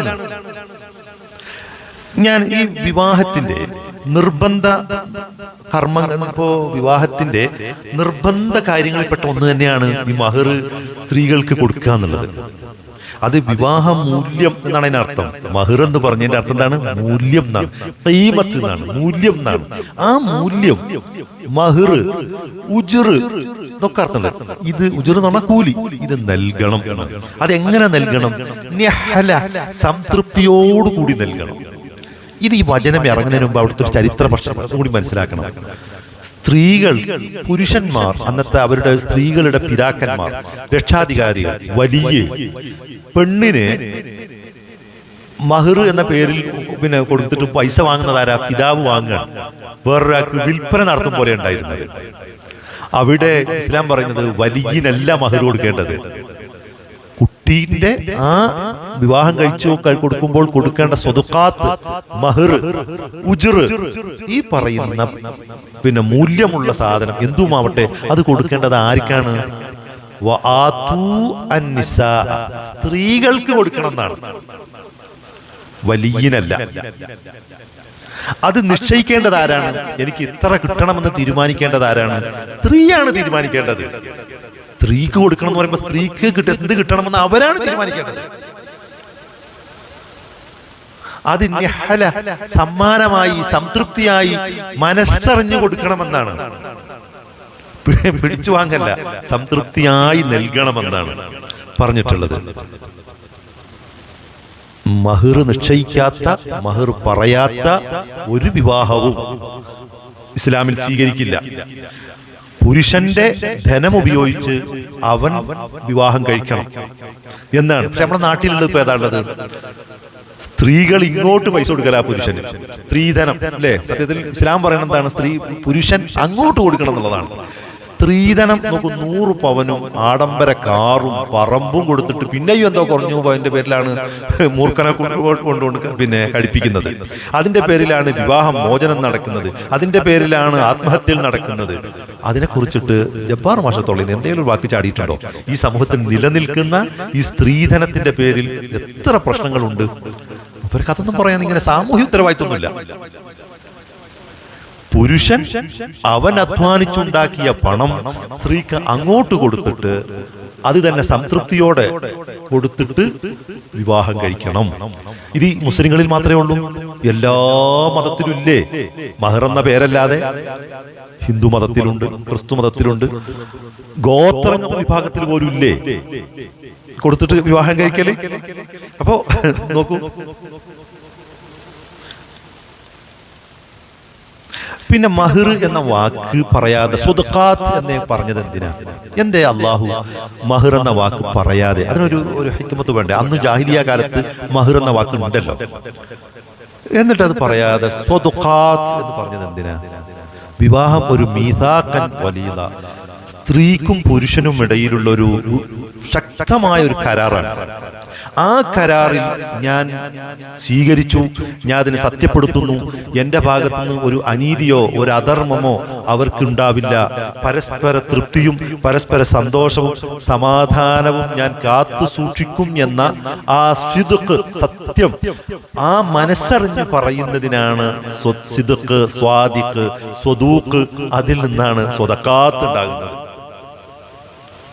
നോക്കൂ, പക്ഷെ സ്വദഖാത്ത് കൊണ്ട് ഉദ്ദേശിക്കുന്നത് എന്താണ്? മഹർ തന്നെയാണ്, തർക്കമൊന്നുമില്ല. പക്ഷെ ആ വാക്ക് ഉപയോഗിച്ചിട്ടില്ല. മഹർ എന്ന് പറഞ്ഞാൽ എന്താ അർത്ഥം? ഖീമത്ത് എന്നാണ്, മൂല്യം എന്നാണ്. ഇപ്പോ മഹറുൽ ബഗയ്യ്, ഇപ്പൊ നമ്മള് ഇതൊക്കെ പറയുമ്പോ ഭാഷ പറയേണ്ടി വരികയാണ്. ഇപ്പൊ അംഹറഹ, ഞാൻ മഹർ കൊടുത്ത് വിവാഹം ചെയ്തു എന്ന് പറഞ്ഞാൽ എന്താണ് എൻ്റെ അതില്? ഞാൻ അവൾക്ക് നൽകേണ്ട മൂല്യം കൊടുത്ത് വിവാഹം ചെയ്തു എന്നാണ്. മഹറുൽ മർഅ എന്ന് പറഞ്ഞാൽ വിവാഹ മൂല്യമാണ്. അതിന് സ്വദഖാത്ത്, പിന്നെ ഉജൂർ എന്നീ പദങ്ങളൊക്കെ പറഞ്ഞിട്ടുണ്ട്. ഇനി നോക്കൂ, മഹർ എന്നത് വ്യഭിചാരിക്ക് കൊടുക്കുന്ന ഒരു സംഖ്യയാണ് എന്നാണ് മാഷ് പറയുന്നത്. ആണെന്നട്ടോ, നമ്മളിപ്പോ വ്യഭിചാരത്തിന് ഇങ്ങനെ പിന്നെ കുറെ ആളുകളെ വിളിച്ചു വരുത്തിയിട്ട്, വ്യഭിചാരത്തിന് പോവാണല്ലോ, കുറെ ആളുകളെ വിളിച്ചു വരുത്തിയിട്ട് പെണ്ണിന്റെ വാപ്പാന്റെ കയ്യില് കുറച്ച് പണം കൊണ്ടുപോയി കൊടുത്തിട്ട് ഞാൻ വ്യഭിചരിക്കുകയാണ് എന്ന് പറയോ? സാമാന്യം മാഷ ബുദ്ധി വല്ലാത്തൊരു ബുദ്ധി തന്നെയാണ്. ഇതിൽ നാം ഒറ്റടിക്ക് വ്യഭിചാരത്തിന് മുമ്പ് ഇതോടുകൂടി ഓരോരോ സന്ദർഭത്തിനും കൊടുക്കണ്ടേ? സ്ത്രീയായിട്ട് ബന്ധം പുലർത്തുമ്പോഴൊക്കെ കൊടുക്കണ്ടേ? ഇപ്പൊ മാത്രമേ കൊടുക്കലുള്ളൂ? ഒറ്റത്തവണ കൊടുത്താൽ മതിയോ വ്യഭിചാരത്തിന്? അല്ല, വ്യഭിചാരം ഒരാൾ ആക്ഷേപിക്കുമ്പോ സാമാന്യ ബുദ്ധി കൂടി വർക്ക് ചെയ്യണല്ലോ. എല്ലാ കാലത്തും ഈ ലൈംഗികതയുണ്ടാകും. വാർദ്ധക്യ സമയത്ത് അങ്ങോട്ടും ഇങ്ങോട്ടും തണലാവേണ്ട, അങ്ങോട്ടും ഇങ്ങോട്ടും സുരക്ഷിതത്വവും കരുതലും ഉണ്ടാവേണ്ട വധുവരന്മാർക്കിടയിൽ വെറും ഇത് മാത്രമാണോ? മാഷിന് ഇത് പറയാൻ ഭയങ്കര കൗതുകമാണ്. കാരണം ഇത് പറഞ്ഞ ആളുകളെ ചിരിപ്പിക്കാൻ പറ്റും. ഇത് അതുകൊണ്ടാണ് ഈ വിഷയം തന്നെ വെച്ചുകൊണ്ടിരിക്കുന്നത്. മാഷിന് ഇങ്ങനത്തെ വിഷയം വെച്ചിട്ട് എത്രയോ വീഡിയോ ഉണ്ട്. അത് ആളുകൾ കാണും ചെയ്യും. കാരണം ആളുകളെ ചിരിപ്പിക്കാനും ഇങ്ങനെ വേണ്ടാത്ത ഇങ്ങനത്തെ വാക്കുകൾ പറയാൻ കേൾക്കാനും ആളുകൾക്ക് ഇഷ്ടമാണല്ലോ. അത് ഏതും ഒരു സമൂഹത്തെ മൊത്തമാണ് വ്യഭിചാരികളാക്കുന്നത്. അല്ലെങ്കിൽ മാഷ് ചിന്തിക്കുന്നത് യുക്തിവാദത്തിൽ വ്യഭിചാരം എന്ന് പറഞ്ഞാൽ എന്താണ്? യുക്തിവാദത്തിൽ വ്യഭിചാരം വലിയ തെറ്റാണോ? അല്ല, ഒരാണും പെണ്ണും പരസ്പര സമ്മതമുണ്ടെങ്കിൽ അവർക്കിടയിൽ ഒരു തെറ്റുമില്ലല്ലോ. സമ്മതം മാത്രമാണ് പ്രശ്നം. എന്താ വ്യഭിചാരത്തിന് ഇത്ര വലിയ പ്രശ്നം? മഹർ അവളെ തൊട്ടിട്ടില്ലെങ്കിൽ പോലും നോക്കൂ, ഖുർആൻ തന്നെ പറയുന്നുണ്ട്, വൈൻ അറത്തും ഇസ്തിബ്ദാല സൗജിൻ മകാന സൗജിൻ വആതൈതും ഇഹ്ദാഹുന്ന ഖിൻതാറ ഫലാ തഖുദൂ മിൻഹു ഷൈഅ. നിങ്ങൾ മഹർ കൊടുത്തു, മഹർ നിശ്ചയിച്ചു, അത് കൊടുത്തു, ഒക്കെ ചെയ്തു. അവരുമായി എന്നിട്ട് ഒത്തുപോകൂല എന്നാണ് തോന്നി. ഒരു ബന്ധവും അവരുമായിട്ട് ഉണ്ടായില്ല എങ്കിൽ ഒരു മലയാണ് കൊടുക്കുന്നതെങ്കിൽ എന്നാണ്. ഒരു മല സ്വർണമാണ് കൊടുത്തതെന്ന് കൂട്ടുക, ഏറ്റവും വലിയ മുതലാണ് കൊടുത്തതെന്ന് കൂട്ടുക. ഒന്നും വാങ്ങേണ്ടതില്ല, വാങ്ങാൻ പാടില്ല എന്നാണ്. അപ്പൊ വ്യഭിചാരത്തിന് ആരെങ്കിലും ഇങ്ങനെ കൊടുത്തിട്ട് അത് നടന്നില്ലെങ്കിൽ അങ്ങനെ ഇട്ടേച്ചു പോകുമോ? ഇത് വ്യഭിചാരക്കൂലിയാണോ? ആലോചിച്ച് നോക്കൂ. ഖുർആനിലില്ല, ഭാഷയിലില്ല. മുസ്ലിങ്ങൾ അങ്ങനെ അത് മനസ്സിലാക്കിയിട്ടില്ല. ഇത് ഏറ്റവും മനസ്സിലാക്കേണ്ടത് ആരാ? അറബികൾക്കല്ലേ ഈ ഖുർആൻ ഇറങ്ങുന്നത്. ഇത് സംസാരിച്ചിരിക്കുന്ന അറബികൾ ഇസ്ലാമിനെ പറ്റി ഒരുപാട് വിമർശനങ്ങൾ ഉന്നയിച്ചിട്ടുണ്ട്. ഇങ്ങനെ വല്ല വിമർശനം അവർ ഉന്നയിച്ചു പോകും. അറബികൾക്ക് മനസ്സിലാവാത്ത, അറബി സംസ്കാരം പഠിച്ചവർക്ക് മനസ്സിലാവാത്ത, അറബി ചരിത്രകാരന്മാര് ഇസ്ലാം മതം വിമർശിച്ചിട്ടുണ്ട്, ചരിത്രം പഠിച്ചിട്ട് അവർക്കും മനസ്സിലാവാത്ത നമ്മുടെ മാഷക്ക് ഇതൊക്കെ മനസ്സിലായി. അവിടെയാണ് ഈ ഫിഖ്ഹില് ഇനി നമ്മൾ ഇതിന്റെ ശരിയായ രീതിയിലേക്ക് വരിക. ഫിഖ്ഹില് ഇതുണ്ട്, എന്തുണ്ട്? മഹ്ർ. ഞാൻ ഫിഖ്ഹിലേക്ക് വരാം. ഫത്ഹുൽ മുഈനിൽ മഹ്ർ എന്ന വാക്കുണ്ട്. ആ മഹ്ർ എന്ന വാക്കിൽ ഫിഖ്ഹിന്റെ കാര്യത്തിൽ, ഫിഖ്ഹ് എന്ന് പറഞ്ഞാൽ നിയമം പറയുന്ന പുസ്തകം ഞാൻ പറഞ്ഞല്ലോ, നിയമം പറയുന്ന പുസ്തകത്തിൽ, നമ്മുടെ ഇന്ത്യൻ ഭരണഘടന ആയിക്കോട്ടെ, ഏതൊരു നിയമം പറയുന്ന പുസ്തകത്തിലും ഓരോ വാക്കും നിർവചിക്കും. ആ സംഗതി എന്താണെന്ന് നിർവചിക്കും. അതെന്തിനാണ് നിർവചിക്കേണ്ടി വരുന്നത്? നിയമപുസ്തകത്തിന്റെ പ്രത്യേകതയാണത്. ഫിഖ്ഹ് എന്ന് പറയുന്നത്, കർമ്മശാസ്ത്രം എന്ന് പറയുന്നത് ഒരു മുസ്ലിമിന്റെ ജീവിതം എങ്ങനെയാവണമെന്ന് പറയുന്ന പുസ്തകം. അത് തന്നെ പല ചിന്താധാരകളുണ്ട് കേട്ടോ. അതൊക്കെ കൂടിയിട്ട് എല്ലാ മതവും കൂടിയിട്ട് ഒറ്റയടിക്കും പിന്നെ വെടിവെക്കുന്ന മാതിരി നടക്കുന്ന കേസൊക്കെ. ഓരോരുത്തർക്കും ആ ഫിഖ്ഹിന്റെ കിതാബിൽ മഹറുണ്ട്. മാഷിക്ക് ഇപ്പൊ തെർജിഹിന്റെ നിയമങ്ങളൊന്നും പറഞ്ഞു കൊടുത്ത കാര്യമില്ലല്ലോ. അതായത് ഫിഖ്ഹിൽ വന്നതൊക്കെ പ്രമാണമായിരിക്കില്ല. ഫിഖ്ഹില് കുറെ കാര്യങ്ങൾ പറയും. ഇന്ന സമൂഹത്തിൽ ഇന്നതുണ്ട്, ഇന്ന സമൂഹത്തിൽ ഇന്നതുണ്ട്, ഭാഷയിൽ അത് ഇന്നതിന് ഉപയോഗിച്ചു, ഇന്ന് അതിനുകൊണ്ടുള്ള ഉദ്ദേശതാണ്, ആ വാക്ക് ഇന്ന സ്ഥലത്തിൽ നിന്ന് മുസ്തഖാണ്. അതായത് ഒരു വാക്ക് എടുക്കുമ്പോൾ ആ വാക്ക് വന്ന റൂട്ട് പറയും, അതിന്റെ വസ്ന്, അതിന്റെ പാറ്റേണുകൾ പറയും. ഇന്ന വാക്ക് ഇന്ന രീതിയിൽ നിന്ന് എടുത്തതാണ്, അത് ഇന്ന അർത്ഥത്തിന് ഉപയോഗിച്ചിട്ടുണ്ട്, ഇന്ന സമൂഹം ഇന്ന അർത്ഥത്തിന് ഉപയോഗിച്ചിട്ടുണ്ട്. ഇതൊക്കെ ഭാഷയിൽ, അത് ഫിഖ്ഹിലെ ഭാഷ ആ വാക്ക് എന്താ പറയാ, വിശകലനം ചെയ്യും. അതിനെ ഹല്ല് ചെയ്യാന്നാ പറയാ. അതിനെ ഒരു ഹല്ല് ചെയ്യും, അതിനെ വിശകലനം ചെയ്യും, അതിനെ അപഗ്രഥിക്കും. എന്നിട്ട് ആ വാക്ക് വീണ്ടും പുനർനിർവചിക്കും. ഇവിടെ മഹർ എന്ന വാക്ക്, മഹ്റുൽ ബഗിയ്, ബഗിയ് എന്ന വാക്കാണ് ഭാഷ. ബഗിയ് എന്ന വാക്ക് ഫിഖ്ഹിൽ ഉപയോഗിച്ചിട്ടുണ്ട്. അത് ഹദീസിലുള്ള വാക്കാണ്. ഫിഖ്ഹിൽ വരുന്നത് ഹദീസ് എന്ന് കൊണ്ടുവരികയാണ്. അത് ഉപയോഗിച്ചത് എവിടെയാണ്? നഹാ റസൂലുള്ളാഹി സ്വല്ലല്ലാഹു നബി സ്വല്ലല്ലാഹു അലൈഹി വസല്ലം മൻഹിയത്ത് ചെയ്തു, നിരോധിച്ചിരിക്കുന്നു. മഹ്റുൽ ബഗിയ്, ബഗിയിന്റെ ധനം. ബഗിയ് എന്ന് പറഞ്ഞാൽ അധർമ്മത്തിൽ, വേശ്യാവൃത്തി, ബഗിയ് അങ്ങനെ തന്നെ എടുത്തോളൂ. വേശ്യാവൃത്തിക്ക് ഉപയോഗിക്കുന്ന ധനത്തെയും വേശ്യാവൃത്തിയെയും നബി നിരോധിച്ചിരിക്കുന്നു എന്ന വാക്കുണ്ട്. അവിടെ മഹർ ഉപയോഗിച്ചിട്ടുണ്ട്. മഹർ എന്ന വാക്ക് ഇവിടെ ഉപയോഗിച്ചു, ബഗിയിന്റെ കൂടെ ഉപയോഗിച്ചിട്ടുണ്ട്. അത് തന്നെ നിഷേധാത്മകമായിട്ടാണ് പറയുന്നത്. ആ തൊഴില് വേണ്ടാവൃത്തി എന്ന രീതിയിലാണ് കാണുന്നത്. ആ തൊഴിലിനെയും ആ തൊഴിൽ ഒരു സമ്പാദന മാർഗമാക്കുന്നതിനെയും വിലക്കുകയാണ് ചെയ്യുന്നത്. ആ വാക്ക് ഉപയോഗിച്ച് സ്ഥലത്താവട്ടെ മഹ്റുൽ ബഗിയ് എന്ന് ഉപയോഗിച്ചിട്ടുണ്ട്. ഇതാണ് ഫത്ഹുൽ മുഈൻ പറയുന്നത്. ഇവിടെ എന്താ കുഴപ്പം? രണ്ട്, അതിന് മാഷ് പറയുന്നത് ഈ മഹർ എന്ന വാക്ക് വേശ്യക്ക് കൊടുക്കുന്ന സംഖ്യക്ക് പറയുന്ന പേരാന്നാണ്. ഇപ്പൊ നമ്മുടെ നാട്ടിൽ ഇന്ന് വേശ്യാവൃത്തി ഒരു തൊഴിലായിട്ട് സ്വീകരിക്കുന്നവരാണല്ലോ പലരും. അതിനെ മാഷിന്റെ പാർട്ടിക്കാര് അംഗീകരിക്കുന്നവരുമാണ്. ഇന്ന് വേശ്യക്ക് കൊടുക്കുന്ന സംഖ്യക്ക് എന്താ പേര്? നിങ്ങൾ എന്നെ പറയും, എന്താ പേര്? നമ്മുടെ നാട്ടിൽ കൂലി എന്ന് പറയുന്ന വാരനല്ലേ, കൂലിയല്ലേ, ഉജിറന്നെ കൊടുക്കല്ലേ അല്ലെ, കൂലി എന്നാ പറയല്ലേ. രാവിലെ പ്രഭാതം മുതൽ പ്രദോഷം വരെ ഒരു ചുമട്ടു തൊഴിലാളി ജോലി ചെയ്യുന്നു, അയാൾക്കും കൂലിയാണ് കൊടുക്കുന്നത്. ഒരാൾ അയാൾ സ്വമേധയാ ലൈംഗിക തൊഴിൽ ചെയ്യുന്നു, തൊഴിലായിട്ട് സ്വീകരിച്ച് തൊഴിൽ ചെയ്യുന്നു, അയാൾക്ക് കിട്ടുന്നതും കൂലിയാണ്. ഇത് രണ്ടും കൂലി എന്നുള്ള വാക്കാണ് ഉപയോഗിക്കുന്നത്. കൂലി എന്നുള്ള വാക്ക് മോശമായി വ്യഭിചാരിക്ക് കൊടുക്കുന്നത് കൊണ്ട് ഇനി കൂലി എന്നുള്ള വാക്ക് ആരും പറയാൻ പാടില്ല. കാരണം വേശ്യക്കും കൂലി എന്നാണ് പറയുന്നത് ഒരാൾ പറഞ്ഞാൽ എന്ത് പറ്റും? അല്ല, നിങ്ങൾ ആലോചിച്ച് നോക്കൂ, എന്താണത്? രണ്ട് സന്ദർഭത്തിലല്ലേ ഇതിപ്പോ കാണേണ്ടത്? അല്ലെങ്കിൽ വേശ്യക്ക് കൊടുക്കുന്ന സംഖ്യക്ക് ഒരു പ്രത്യേക ഒരു വാക്കുണ്ടോ? അത് ഇന്നുമില്ല, അക്കാലത്തുമില്ല.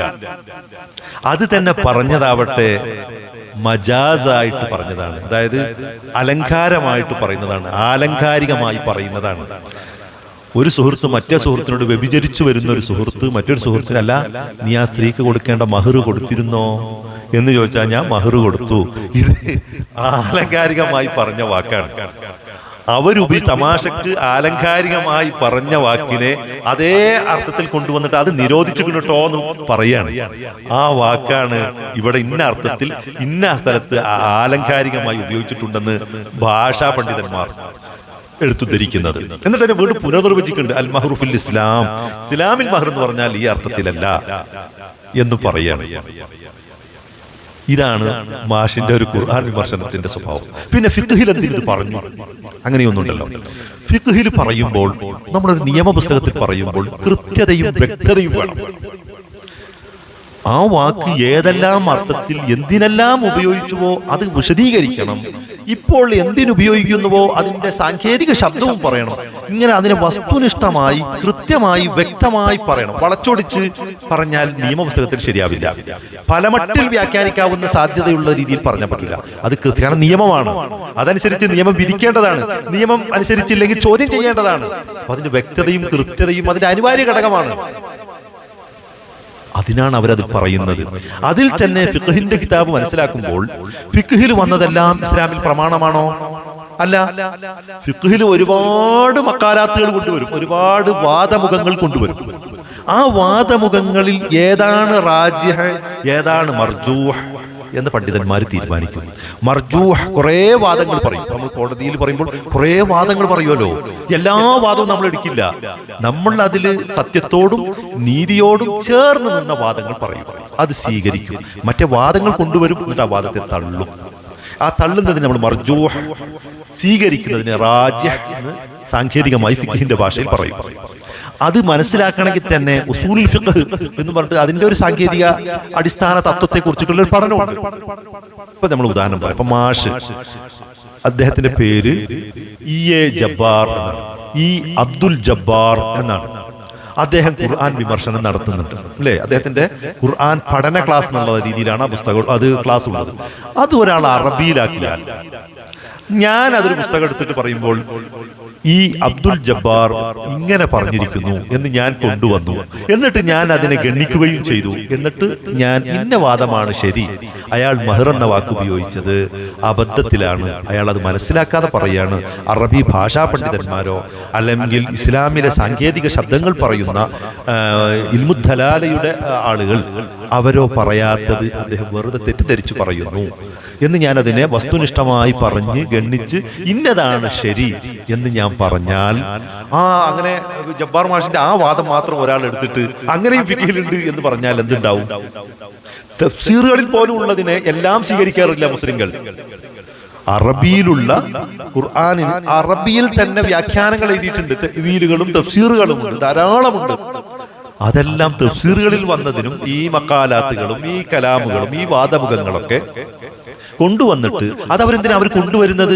ഇപ്പൊ നമ്മൾ ചോദിക്കും, എന്തിനാണ് അവരങ്ങനെ ഇങ്ങനെ പഴയ ഇപ്പൊ ജബ്ബാർ മാഷിന്റെ വാദം ഒരു പുസ്തകത്തിൽ അയ്യൂബ് എന്തിനാണ് കൊണ്ടുവരേണ്ട കാര്യം? മുസ്ലിം ലോകത്തിൽ അയാൾ മുസ്ലിം പേരിൽ മുസ്ലിം ലോകത്തിൽ അങ്ങനെ ഒന്ന് പറഞ്ഞപ്പോൾ ഇങ്ങനൊരു വാദം കൂടി ഉണ്ടായിരുന്നു. അത് സത്യസന്ധമായും വസ്തുനിഷ്ഠമായും പറയാണ്. അല്ല ജബ്ബാർ മാഷോട് ഇഷ്ടമുണ്ടായിട്ടോ വിരോധം ഉണ്ടായിട്ടോ അല്ല. അയാളോട് നമുക്ക് ചിലപ്പോൾ അയാളുടെ ആശയത്തോട് വിയോജിക്കാം. അയാളുടെ സംഘടനയോട് വിയോജിക്കാം. അത് വിയോജിക്കുമ്പോൾ പോലും ആ വാദം കൊണ്ടുവന്നിട്ട് ഇന്ന വാദം തെറ്റാണെന്ന് പറയാൻ ആ വാദം കൊണ്ടുവരണ്ടേ? അങ്ങനെ സത്യസന്ധമായിട്ടാണ് അവർ കൊണ്ടുവരുന്നത്. അപ്പൊ തഫ്സീറിൽ വന്നതോ പിന്നെ ഈ ഫിഖ്ഹിൽ വന്നതോ എല്ലാം പ്രമാണമല്ല മുസ്ലിങ്ങൾ. അത് മുസ്ലിങ്ങളുടെ കാര്യം മുസ്ലിങ്ങളല്ലേ പറയേണ്ടത്. ഈ മുസ്ലിം അല്ലാത്ത ജബ്ബാർ മാഷ് ആണ് ഈ കാര്യം പറയുന്നത്. ഇതൊക്കെ മുസ്ലിങ്ങളെ തലയിൽ വെച്ച് കിട്ടുക. അല്ലെങ്കിൽ ഒന്നുകൂടി നിങ്ങൾ ആലോചിച്ച് നോക്കൂ. ഈ ഫത്ഹുൽ മുഈൻ കണ്ണുകൊണ്ട് കാണാത്ത, ചെവി കൊണ്ട് കേൾക്കാത്ത എത്രയോ മുസ്ലിങ്ങൾ ലോകത്തിന്റെ പല ഭാഗത്തുണ്ട്. ഫത്ഹുൽ മുഈൻ കാണാത്ത യൂറോപ്യൻ മുസ്ലിങ്ങളുണ്ട്, പല പ്രദേശത്തും മുസ്ലിങ്ങളുണ്ട്. അവർ ഫത്ഹുൽ മുഈൻ കണ്ടിട്ട് പോലുമില്ല. ഇനി ഷാഫിഈ മദ്ഹബിൽ പെടാത്ത ഹനഫി മദ്ഹബുകാരുണ്ട്.